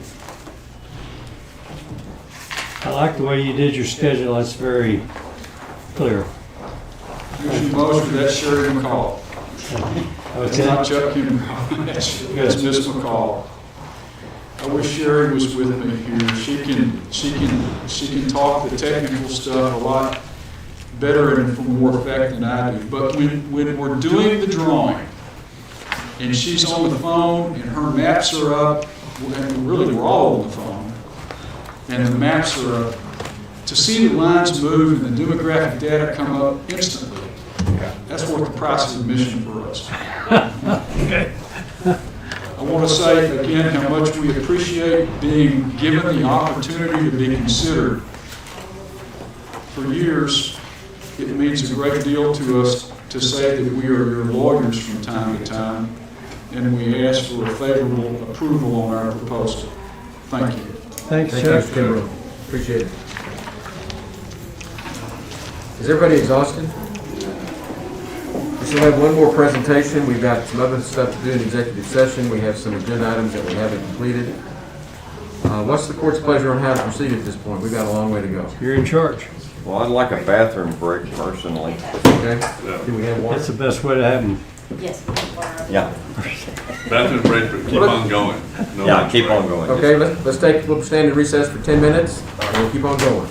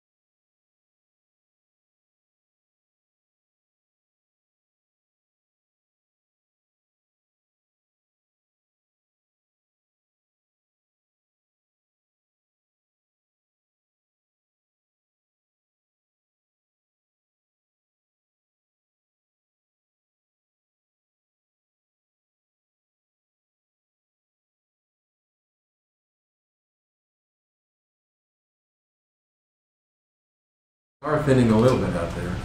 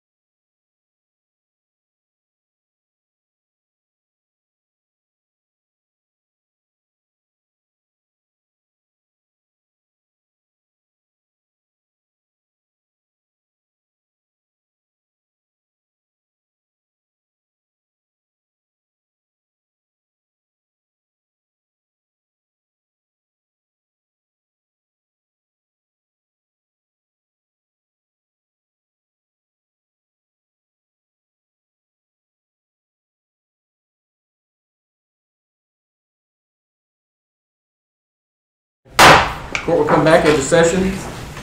I've got Mr. Is it Sam Mather on the line here?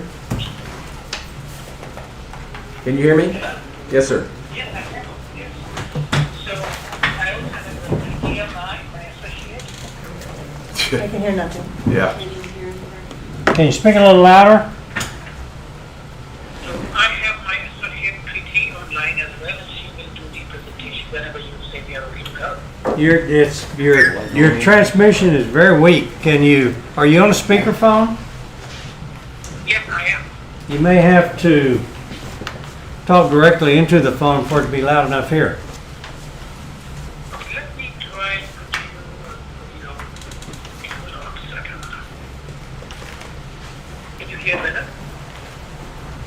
Keep talking.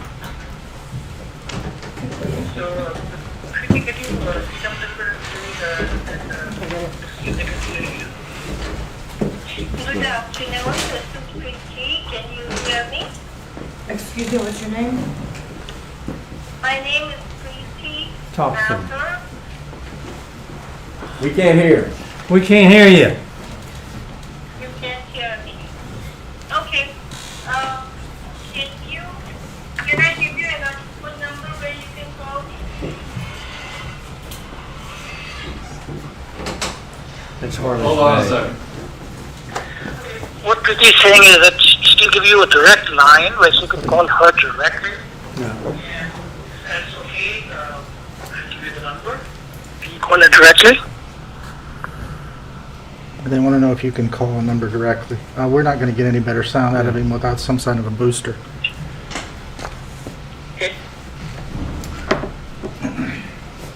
Just speak as loud as you can. No, what Preeti is saying is that, because we have two phones connected here, maybe that is the issue why it's not clear. So maybe you call her directly on her number and then just have one connection. That will make it better, I believe. If you think that's okay, we can give you her number. Who's going to do what? Why don't you have her call this number rather than us call you back? Okay, sounds good. So the number that I have is 830-792-6161. That's correct. That's correct. We'll call you right then. Okay. Just give us a minute. Okay. This is kind of a silly idea, but can we ever have a desk phone up here that has a good speaker? We're going to talk to IT Yeah, after that's a this. good idea. There's got to be a way to fix it. Yeah. All the phones are like you.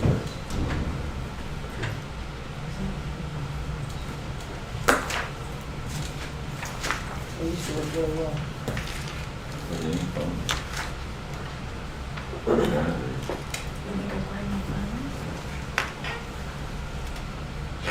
Well, one general number call.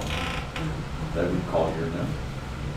You can phone, you can plug your phone any place in the building, and it's still your number. Do you want me to get my phone? That's it, it's working. Well, I got, yeah. You have to have an Ethernet cable plugged in. Don't know.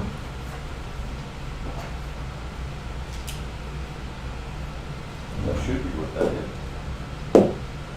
That blue line, Jackie had Lizzie put in. Yeah, I think so.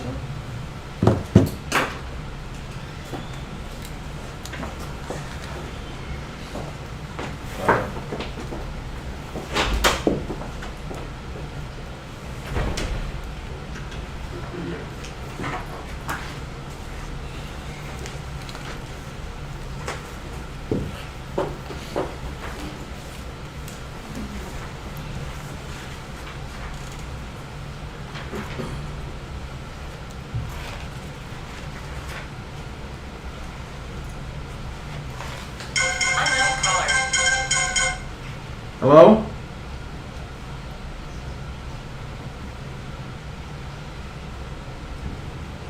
We're trying to get you on the speakerphone. Hold on just a second here. How do we do that? She'll have to call back on this one.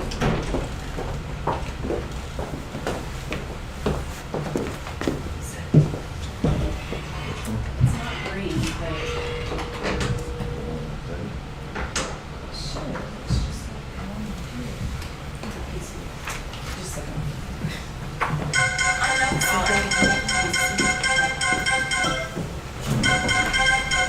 So what are we doing?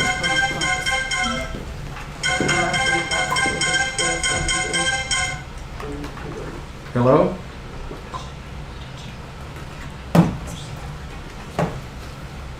Okay, well, we weren't prepared to do it this way, but we're trying to get a landline hooked up that might get us better sound, because we can't hear you.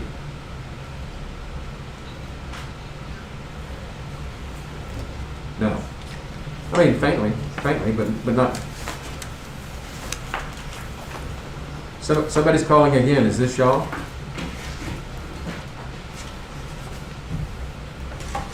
Yes?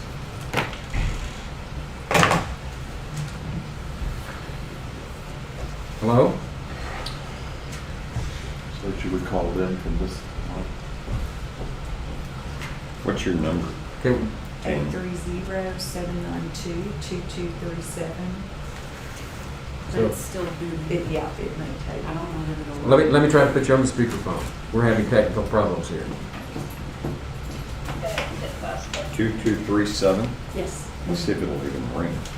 It says it's loading right now. Oh, Does it have to still be loading. read? Here, if you would, speak so we can understand if we can hear you or not. Yes, can you hear me? That's I think better. That's better, yeah. Awesome. Let me know when I can get started. You can start. You can start. Okay. Good morning. My name is Preeti Nathur and I'm representing Orbridge Consulting. We have submitted our proposal and wanted to make sure that you have it in front of you. Yes. Yes. Okay, wonderful.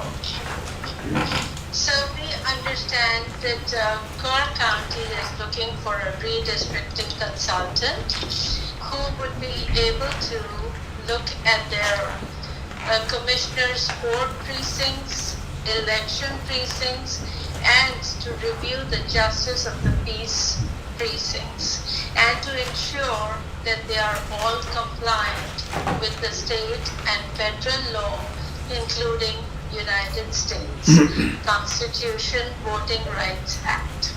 Okay, so we understand that as the Census 2020 data is released, you are looking for a consultant who can assess the boundaries, to provide maps, reports, displaying the need for updating the boundaries, then provide technical expertise in assisting the county in creating alternate plans to update the boundaries as required, then attend public meetings and provide assistance to update the plans. So just want to introduce our Bridge Consulting and to let you know that we do have all the qualifications and credentials that you are looking for. Our Bridge is a small business. We are based in Virginia, and we provide redistricting services. I am one of the project managers, proposed project managers for Kerr County, Texas. And the qualifications that I have is that I have been doing redistricting since 1991. In 1991, I was working at the Department of Justice, Civil Rights Division, voting section. So back then, all the plans had to be submitted for pre-clearance, and I was one of the team members who was working with the attorneys, so helping them out in evaluating the redistricting plans. So we have experience working with census data, the census title line files, the redistricting data, which is called the PL 94-171 data. So since 1991, I have been working with the redistricting. In 2001, we were working at the Bureau of Census, where we were evaluating the census counts even before they were published. In 2011, we were working with jurisdictions across the nation, and we were providing software and services. And in 2021, we are ready to do the same. And the reason why, we take pride in doing our work is that we have done this, we have the experience, and we have also developed our own software tools, which we use for redistricting. So we do not pass on any fees to our clients because we have developed it ourselves and we use it. So we provide that benefit to all the clients that we work with. Now, as you know, the redistricting happens every 10 years. But we have been fortunate that while the cities and the counties are not redistricting, we work with the schools and we assist them in redistricting their attendance areas. In our proposal, if you look at our, I believe it's page 1, we have given you a list of our recent clients. We have worked with Stafford County Public Schools in redistricting of their elementary school attendance areas. Then we have worked with City of Parkland, Florida, and there they have 4 districts, just like you have 4 precincts and commissioner precincts. They had 4 districts. We assisted them. We went out. We met with them, and we made sure that all the redistricting criteria was met. Then we worked with the city of New Haven in Connecticut, and they had 30 districts.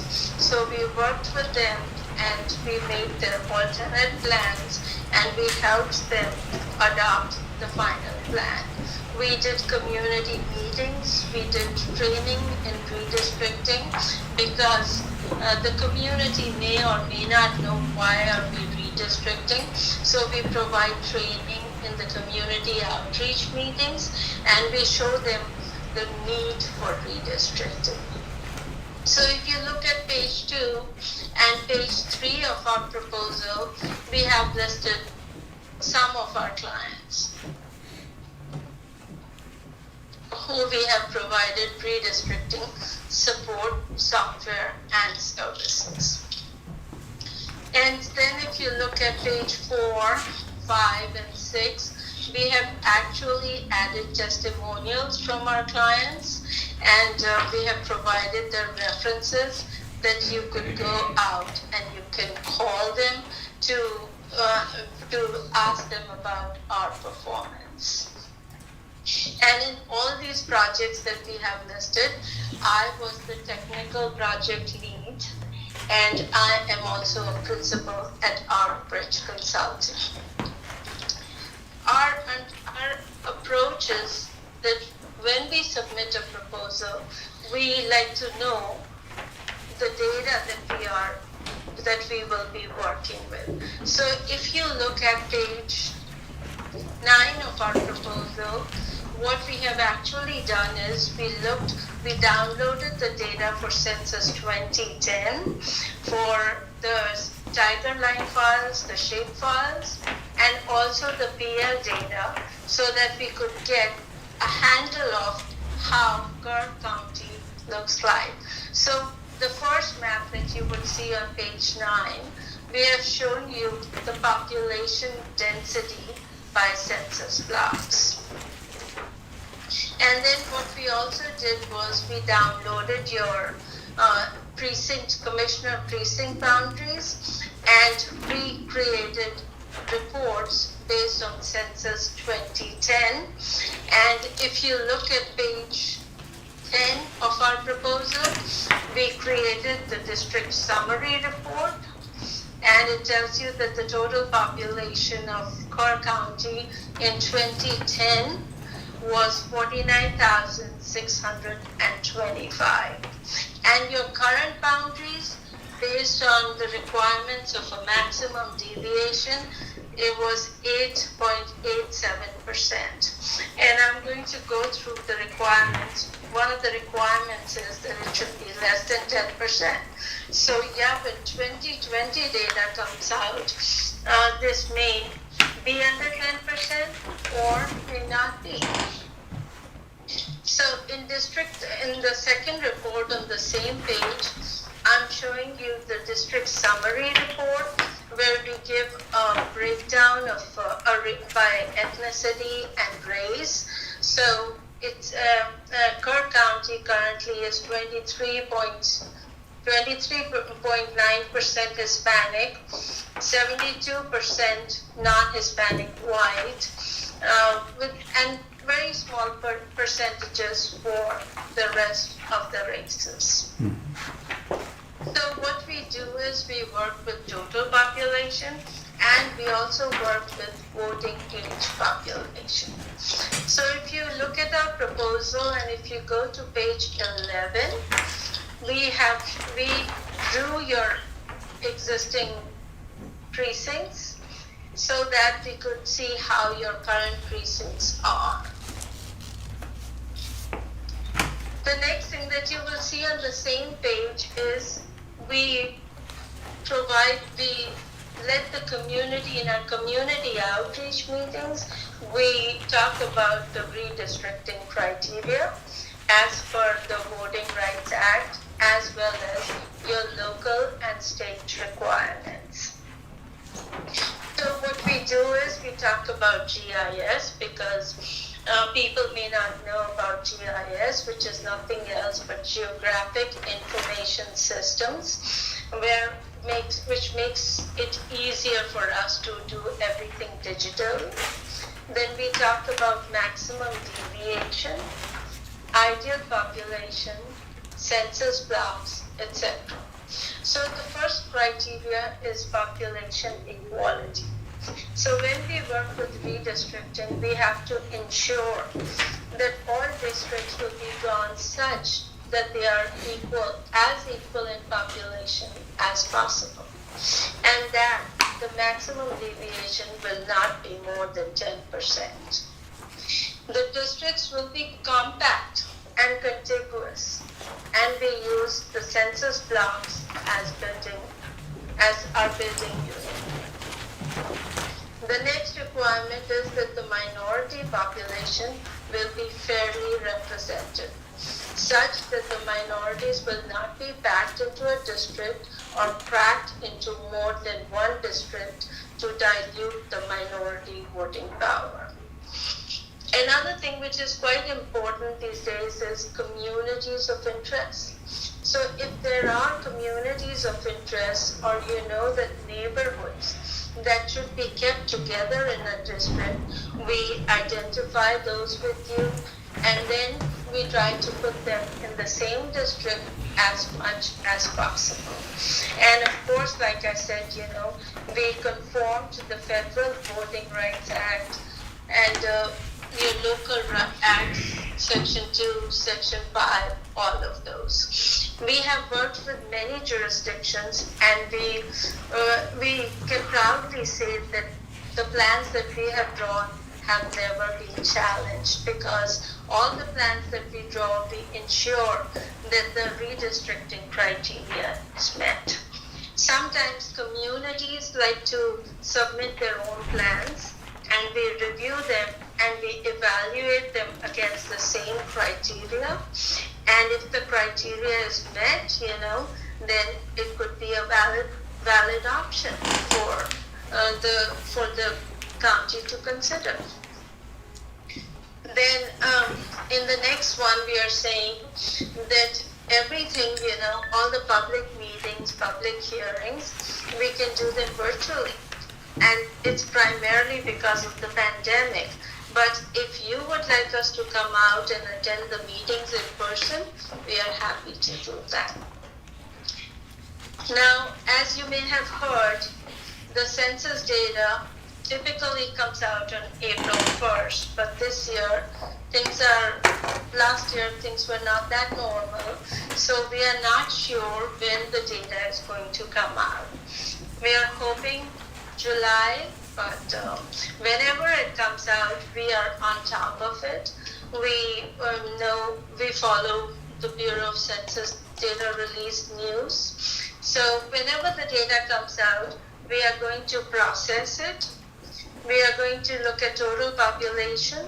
And if you look at page 12 of our proposal, I have listed all the variables that we look at, total population as well as voting age population. And then once the data comes out, we will process it. And then first thing we will do is evaluate your current data and see if it's still in sync, if it needs to be adjusted, or the as-is plan is good, or whatever the case may be. So our first thing that we do after processing the data is we evaluate your as-is plan. We call it as-is because those are your current districts. And then what we also do is we can post it. We create digital maps and reports that we could post it. We could ask you to post it on your site so that the community can review it and understand where there has been growth. And I checked the population estimates as of in 2019 as published by the Bureau of Census, and it shows a modest growth. It shows 52,600 as to 49,625. So a modest growth of about 3,000 some people, but that's an estimate. We would know the exact numbers when the data comes out. So once the data comes out and we do it, we evaluate if the deviation is greater than 10%, then we know that the districts have to be adjusted. And what we do is, which is included in our price, we develop 3 alternate plans. And what we do is, because we are totally impartial, not in the state of Texas, not in the county, we work with the community feedback, and based on what we learn from the community, we come up with 3 plans, which we then take back to the community in the public meetings, and we show our logic why we moved the areas that we did. And then if we get feedback like, no, this is not that good, or that is better, so we tweak our plans. And what we also do, which is really special, is we bring our software to the meetings, where we can do live what-if analysis. And if people say, you need to move it back into this precinct. So we can do that. We do a lot of what-if, and the good thing is, as we do it, the numbers change. and the maximum deviation is updated. So if somebody says, I don't like this, and this is how it should be done, then you can show them, okay, if you do this, something else has to give, because we have to bring it down to under 10%. So the live tool that we bring in really helps, and even if the meetings are virtual, we can share our screens, and the community can be sitting and attending these meetings from the comfort of their own homes. So we can work with, and then what we do is, once, I know that you do not have to submit it to the Department of Justice, but just in case you want to keep your maps and your reports, everything, so if you have to submit it to Austin, you have to submit it anywhere, you post it on your website, and because we have followed the redistricting criteria, we know that the plans will not be challenged. And so here we have submitted an estimated timeline, and what we do is, while the census does its thing and comes out with the data, we start meeting with the county, with the community, where we explain them, that redistricting is going to happen, and the boundaries may or may not change. And we tell the community that this is the criteria, this is what we are looking at. So we try to make the process as transparent as possible. So before the data is coming, we schedule meetings, and we tell the community this is where we are. And when the data comes out, we meet the as-is plan. So here I have put in kind of broad lines, April, May, June, because nobody knows when the data is going to come out. And depending on that, we'll just move on. We will just show the plan, as is plan, and show which precincts have grown and what needs to be adjusted. We also pay special attention to minorities, where the minorities are, so that we make sure that they are fairly represented. So, and then, we prepare maps, we prepare alternate maps, and you can see that in my timeline, I'm saying that we should be done by December, but of course, it all depends on when the Census Bureau is able to release the data. So if you look at page 14, that 13, 14 is where I've talked about my timeline. Now if we move on to the team, I have, which is on page 15, we have Sam, who was originally on the call. He's our contractual manager. I will be the technical manager for Kerr County, and I have my redistricting analyst, Michael Burgess, who's going to assist me. And then we'll have a couple of QA/QC analysts who are going to make sure that everything is properly QC before it goes out. If you look at page 16 and 17 is my resume. I have a master's in geography from Virginia Tech, and I told you that I have worked at the Department of Justice, and I have presented several papers, and we have had the opportunity to work at the Bureau of Census as well. Then I have Michael Burgess's resume. He's my redistricting analyst, one of the analysts. And then if you look at page 19 is our proposal. What we do is, you can see the details here, and based on what the RFP said, we have a not to exceed cost there, and we have provided hourly rates, and we have not built in any trips, but we have provided you the cost. So depending on the situation, if the pandemic allows, we are happy to travel, and we have provided you per trip cost. And like I said before, we have given you 3 plans in the not to exceed price. But if you would like additional plans, if there was a need, then we have given you a price for each additional plan. And if we have given you 8 meetings, but if you think you would need more than that, then we have given you a price for that as well. And those are the things that we foresee that you may need based on our experience. So that is our proposal. And like I said, we offer our own software, so we do not charge you for that. And it's like live. We use all the census data, and we bring it to our presentations where we do what-if analysis. Now to tell you that if we have any Texas experience, we have just recently completed a project with Brownsville Independent School District where they wanted us to assess their attendance areas. And we are not local to Texas, and that really gives us a unique advantage because we are totally impartial. And we just work with data, and we have experience working with census Title IX files, census PL 94-171 data.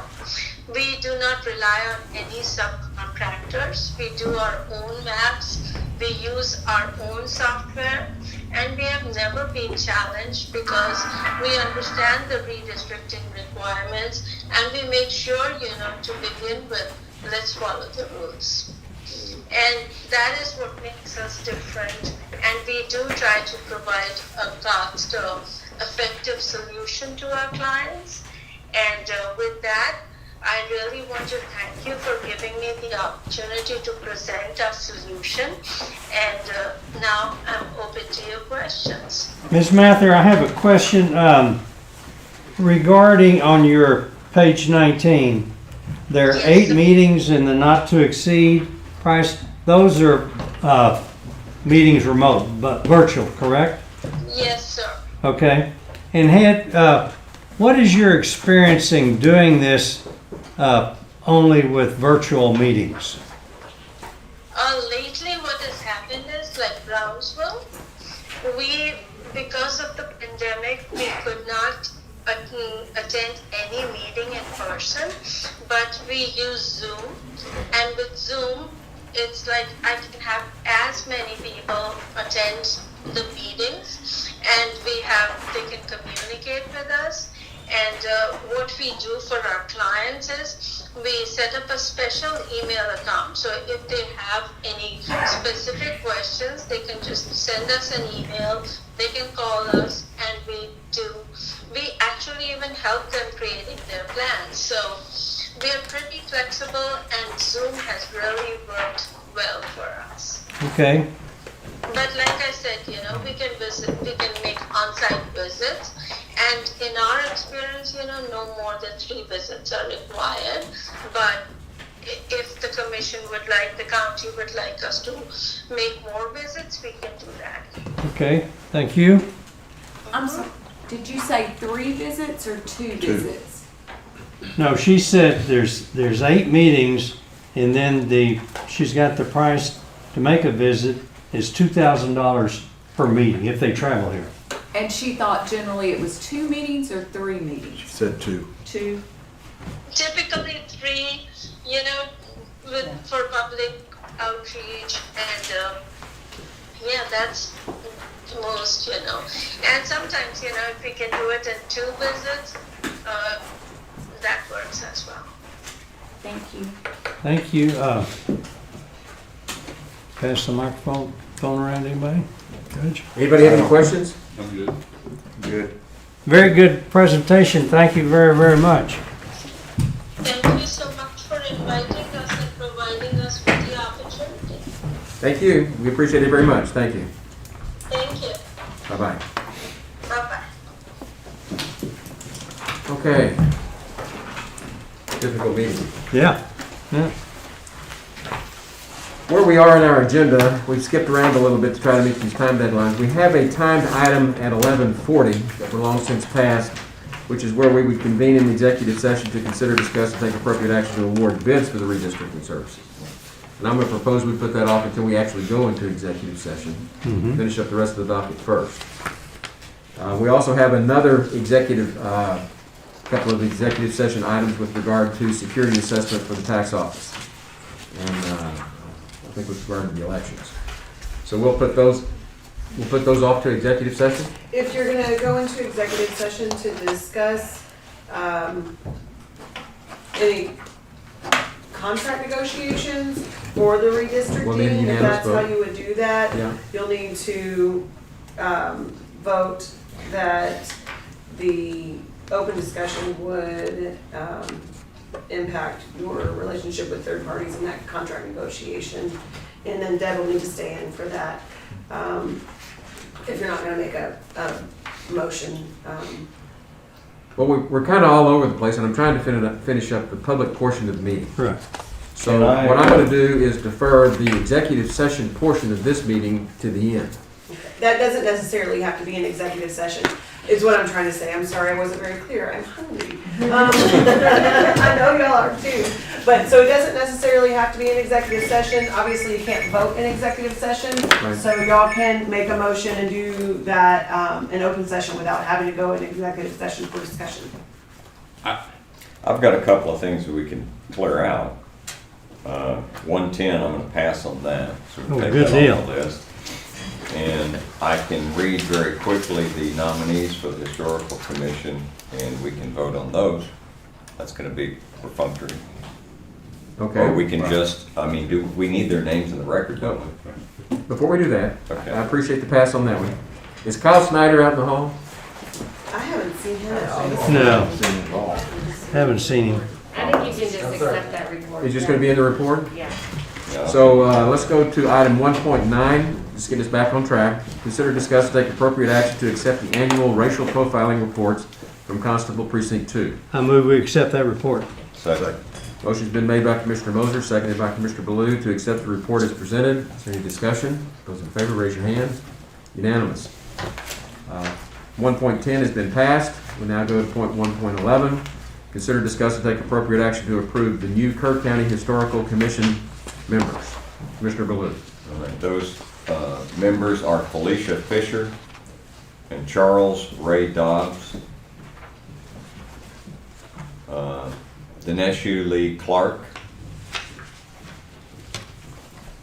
Dorsey Jack Reardon. Linda Jones, I lost my place here. Linda Jones Stevens. Kathy Shue Schweitzer. And I move for approval. Second. Motion's been made by Commissioner Baloo, seconded by Commissioner Letts to approve the nominees for the Kerr County Historical Commission as presented. Is there any discussion? Those in favor, raise your hand. Unanimous, 5-0. Getting back on track, we'll go over to agenda item 1.24. Consider, discuss, and take appropriate action to form a committee to review merit policy. Commissioner Baloo. Okay. I presume you put this on the agenda, or was this left over from No, the this was last? left over. This is what we had decided. Yeah. Okay. We had said we'd have HR represented, the county attorney, myself, and I don't know who else we need on. Tanya. Who else? Tanya. Okay, yes. Tanya. Is there anyone else? We had several members, I thought we had several members of Department heads or whatever. department heads and. But we didn't have anybody Name. named, yeah.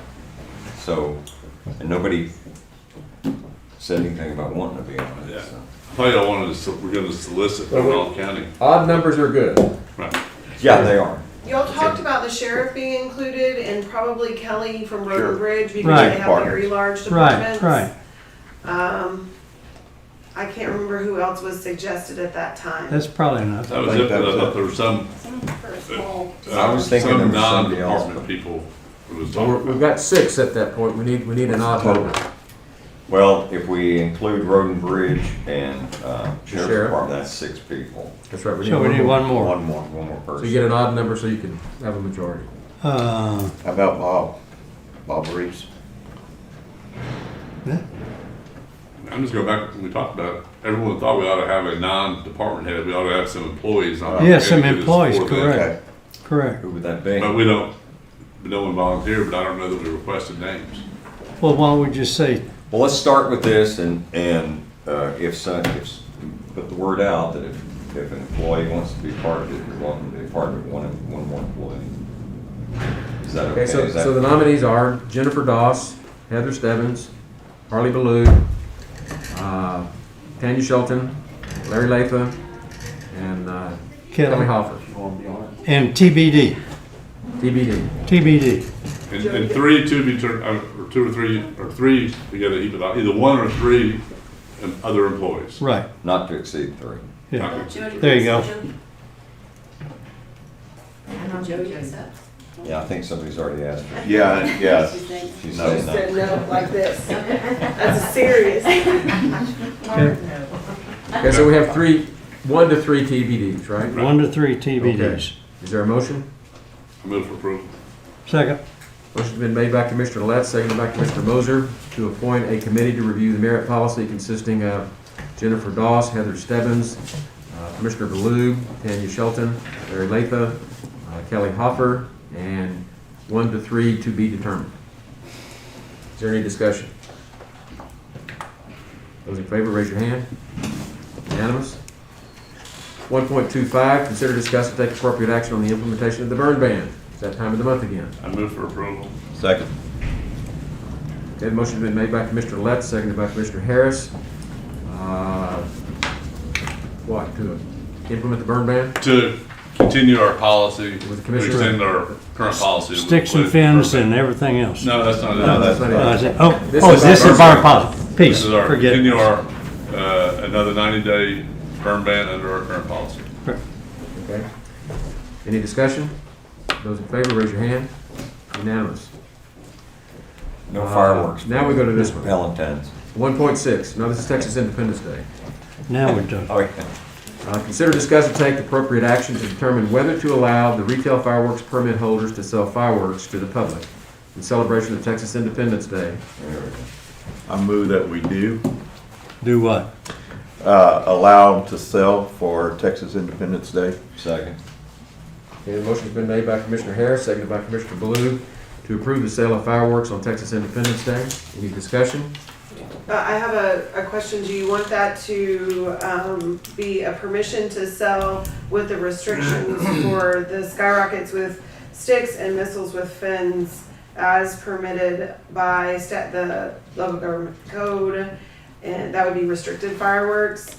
And that also depends upon that Keach Byram index. Right. We want it with restrictions, right? We do, and we're at that. I mean, But I'm saying your motion is for. yes, with the restrictions of missiles with fins and Sticks rockets with with rock- sticks, or sticks with rockets. Right. Skyrockets with Okay. Skyrockets. And this is subject to the index? Yes, it is.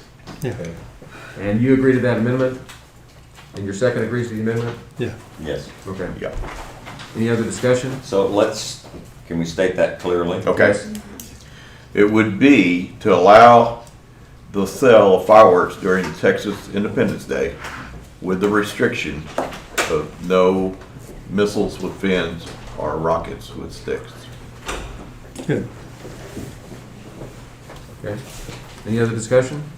Those in favor, raise your hand. Unanimous.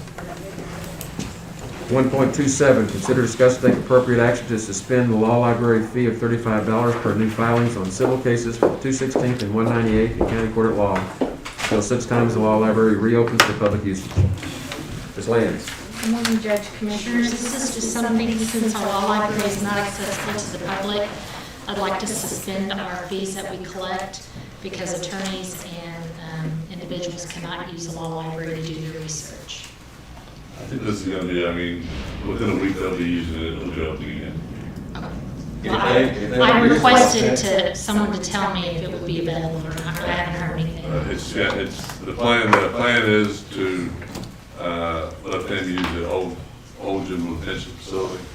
The short term, it will be a little bit longer than we originally anticipated. We're going to temporarily locate public defender's office in the old juvenile probation department. And as soon as that is set up with IT and maintenance and new furniture in, then we'll be out there. So it should be this week, maybe today for all of it. Just today. Okay, because I had this last week with Kerr and I heard rumor mill, but, was never told anything, so, and I do have attorneys that do need to use that. I think they can get access. So if I'm not clear on this, if they don't use it, they don't pay anything to it. No. You said if they can't access it, we're not gonna charge, maybe I missed something. This is part of our filing fees that we get approved every year through Commissioners Court. The Commissioners Court designates these fees for us to collect. So when they don't have access, it's like charging them for something they have no access to on our filing fees. So this is something they pay for access. They don't pay access, it's a filing fee on all civil cases. It's not as. Civil Okay. cases, It's yes. not a use. It's not for use. It's not for use, it's by civil filings. So you could. So there's no change. Or. I don't think we need to make changes. They'll have access very quickly, and if there's an attorney that really has a difficulty, he can get access in there. Well, the last I heard was not till June, and I was not notified that it would be changed. It's been on the final location. Okay. Then I would have taken it off the agenda. Thank you. Thank you, though. Thank you. Well, I learned something anyway, so. Let's move quickly. Approval agenda, pay bills. Judge, I'm gonna have to, I understand. and What everybody has to do, we understand. While he's backing up, why don't you go ahead and proceed? Invoices for today's consideration total $2,731,580.23. We would pay the bills.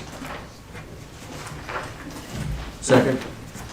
Motion's been made by Commissioner Moser, which I seconded, to pay the bills as presented. Any discussion? Those in favor, raise your hand. 4-0 unanimous for the quorum. Budget amendments. We have 4 today. One is going to be the fire protection EMS with the city, the DA, 216 DA, Constable 3, and reallocating for elections. Move for approval. Second. Motion's been made by Commissioner Harris, seconded by Commissioner Baloo, to approve the budget amendments as presented. Is there any discussion?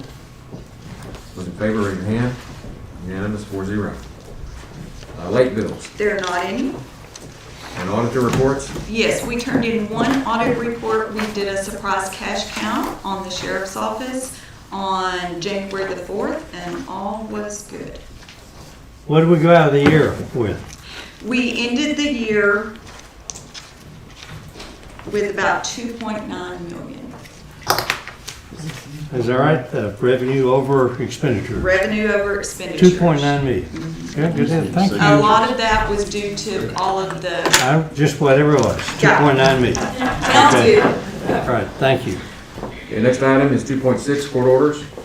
2.5. Oh, 2.5, monthly reports. Yes, for January 2021 County Treasurer's Report, Tracy Solden.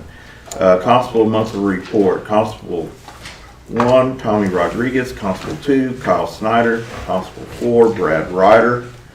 Fines, judgments, and jury fees, JP1, Missy French, JP2, JR Home, JP3, Kathy Mitchell. 4, let's see, District Clerk's Monthly Report, Don Lance, plus an amended. County Clerk's Monthly Report, Jackie J.D. Dowdy. I move for approval. Second. Motion's been made by Commissioner Harris, seconded by Commissioner Moser, to approve the reports as presented. Any discussion? Those in favor, raise your hand. 4-0. Unanimous. Court orders. I submitted them, and Commissioner Les did make a minor change to the Woodbridge court order, but would y'all like to pass till next round? What did the Wood here? Oh, great, okay, So- excellent. Modified the order, all the others were fine. The Wick Road Bridge Reconstruction Order number 38553, item 1.20, came to be heard on this 25th day of January 2021, with a motion made by Commissioner Mosier, seconded by Commissioner Harris. The court unanimously approved a vote of 5-0-0-0 to authorize, add another 0 in there if you'd like.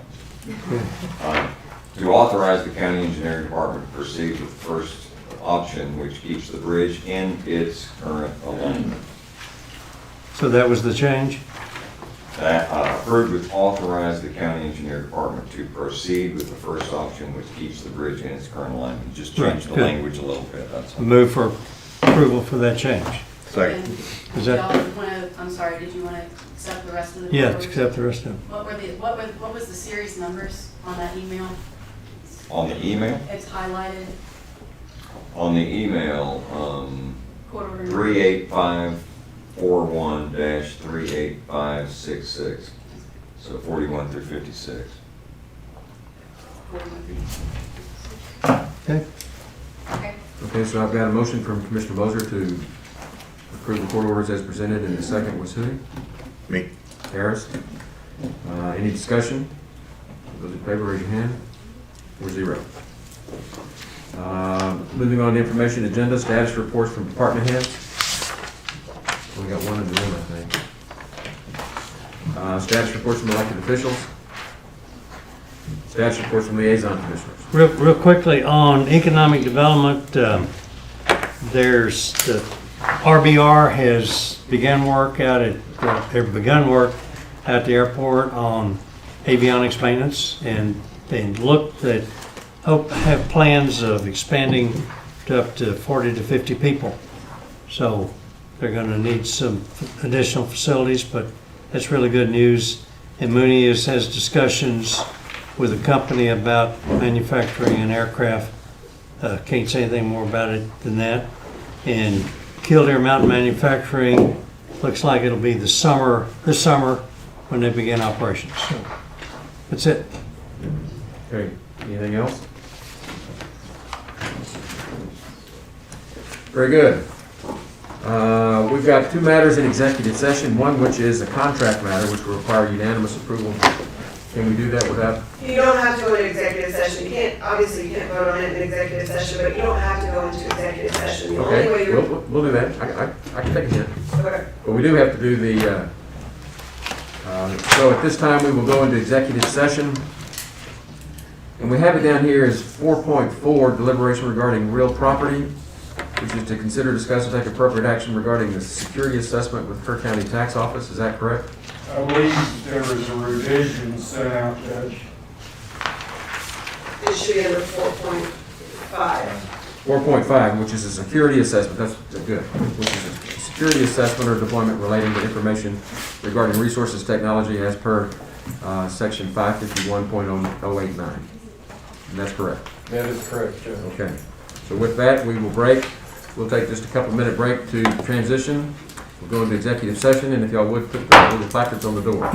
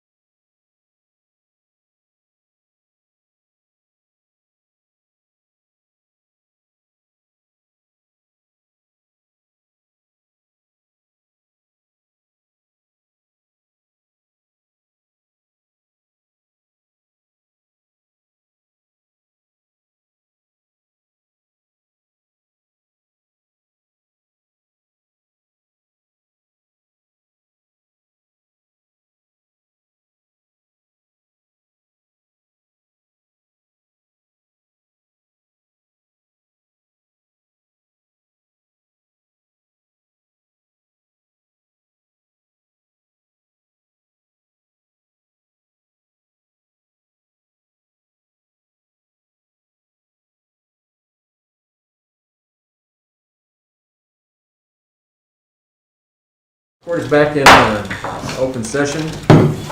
We have two things to work to vote on. The first one is the security assessment of Kerr County Tax Office that Mr. Reeves presented. Is there a motion? Judge, I make a motion that we approve the action as proposed by the tax assessor collector and voting organization to have a written documentation plan for voting security. Second. Using Available grant funding. And does that also include, Commissioner, permission for the judge to execute contracts with And authorize the AT&T? judge to execute the contracts, right. And with that would be an approximate expenditure of county funds not to exceed $400. The total cost Yeah. after all grants? Right, correct.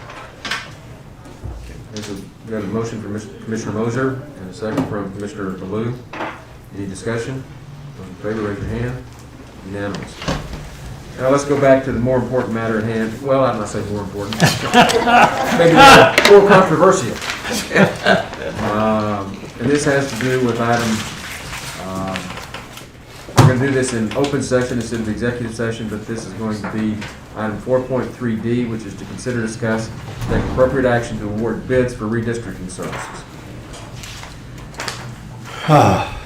Well, go ahead. Well, I'll just make a motion that we accept Bickerstaff, Heath, Delgado, and Costa LLP to do our redistricting plans. I think they're a Texas group that we've worked with in the past and have treated us right. They gave us a maximum amount, and in the past it hadn't got close to the maximum amount that it could have cost the county. So I feel comfortable dealing with them. I was hoping we'd have a discussion before we had a motion, but we got a motion. Well, technically, we're supposed to have a motion and a second before we discuss, but. Okay. I'm looking, Commissioner Harris, is there anything else you want to include in your motion? Okay.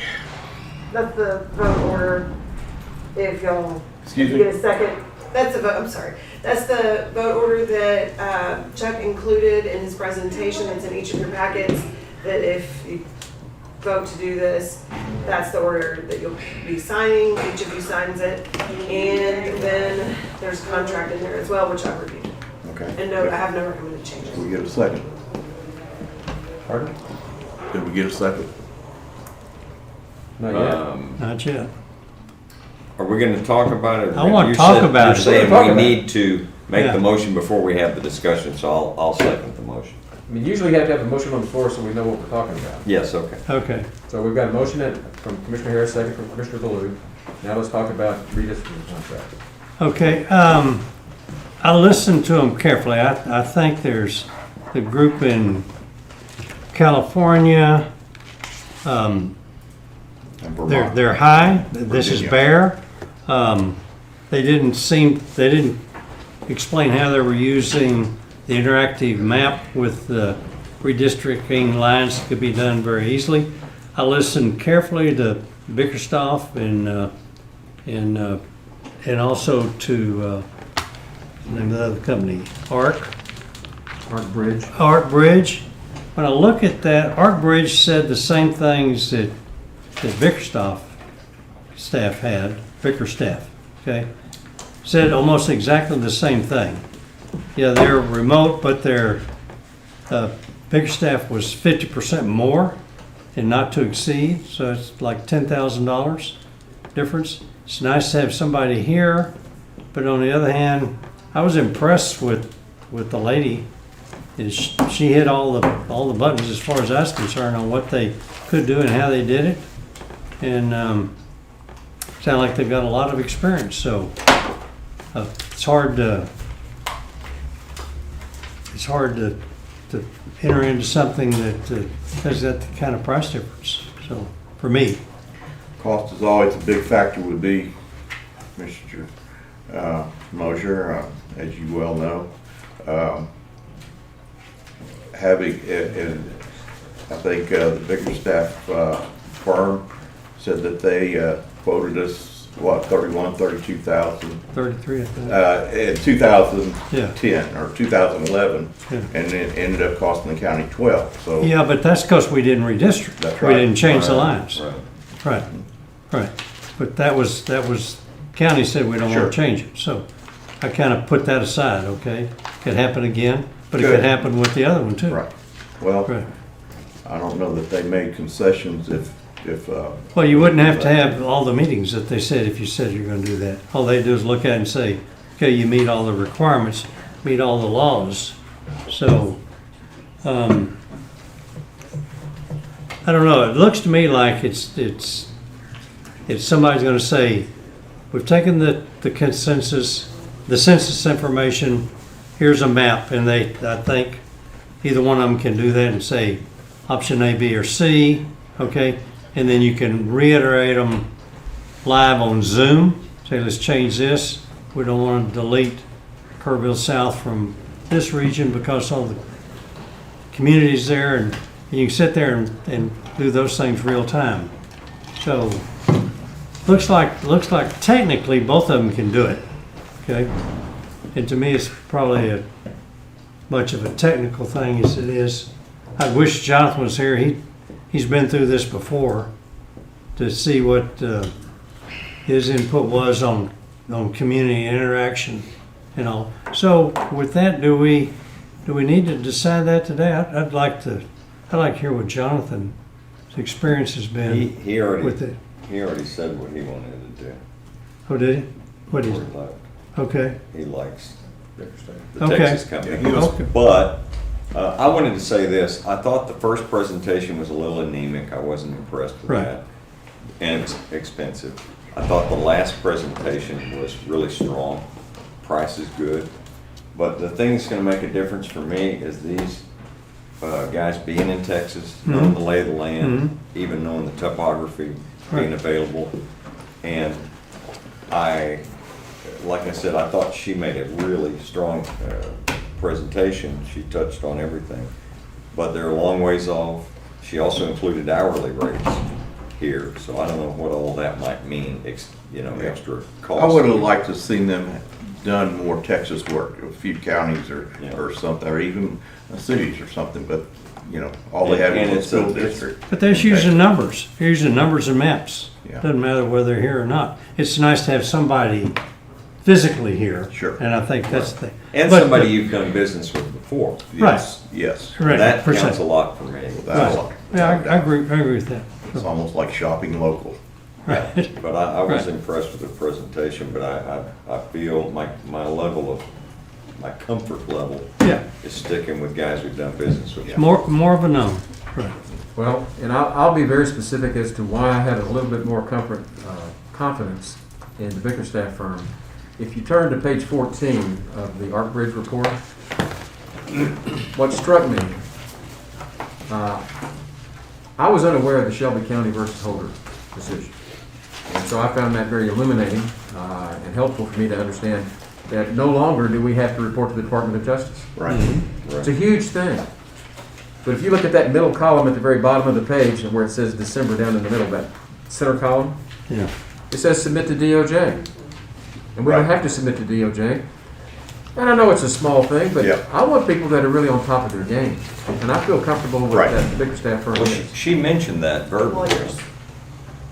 Lawyers, your Lawyers. attorneys on their Yeah. doing the work. And I looked at that too, Judge. I noticed that same thing. I figured they write these proposals all the time. I figured that's boilerplate, and they should have taken it out, but they didn't. 2013. Right.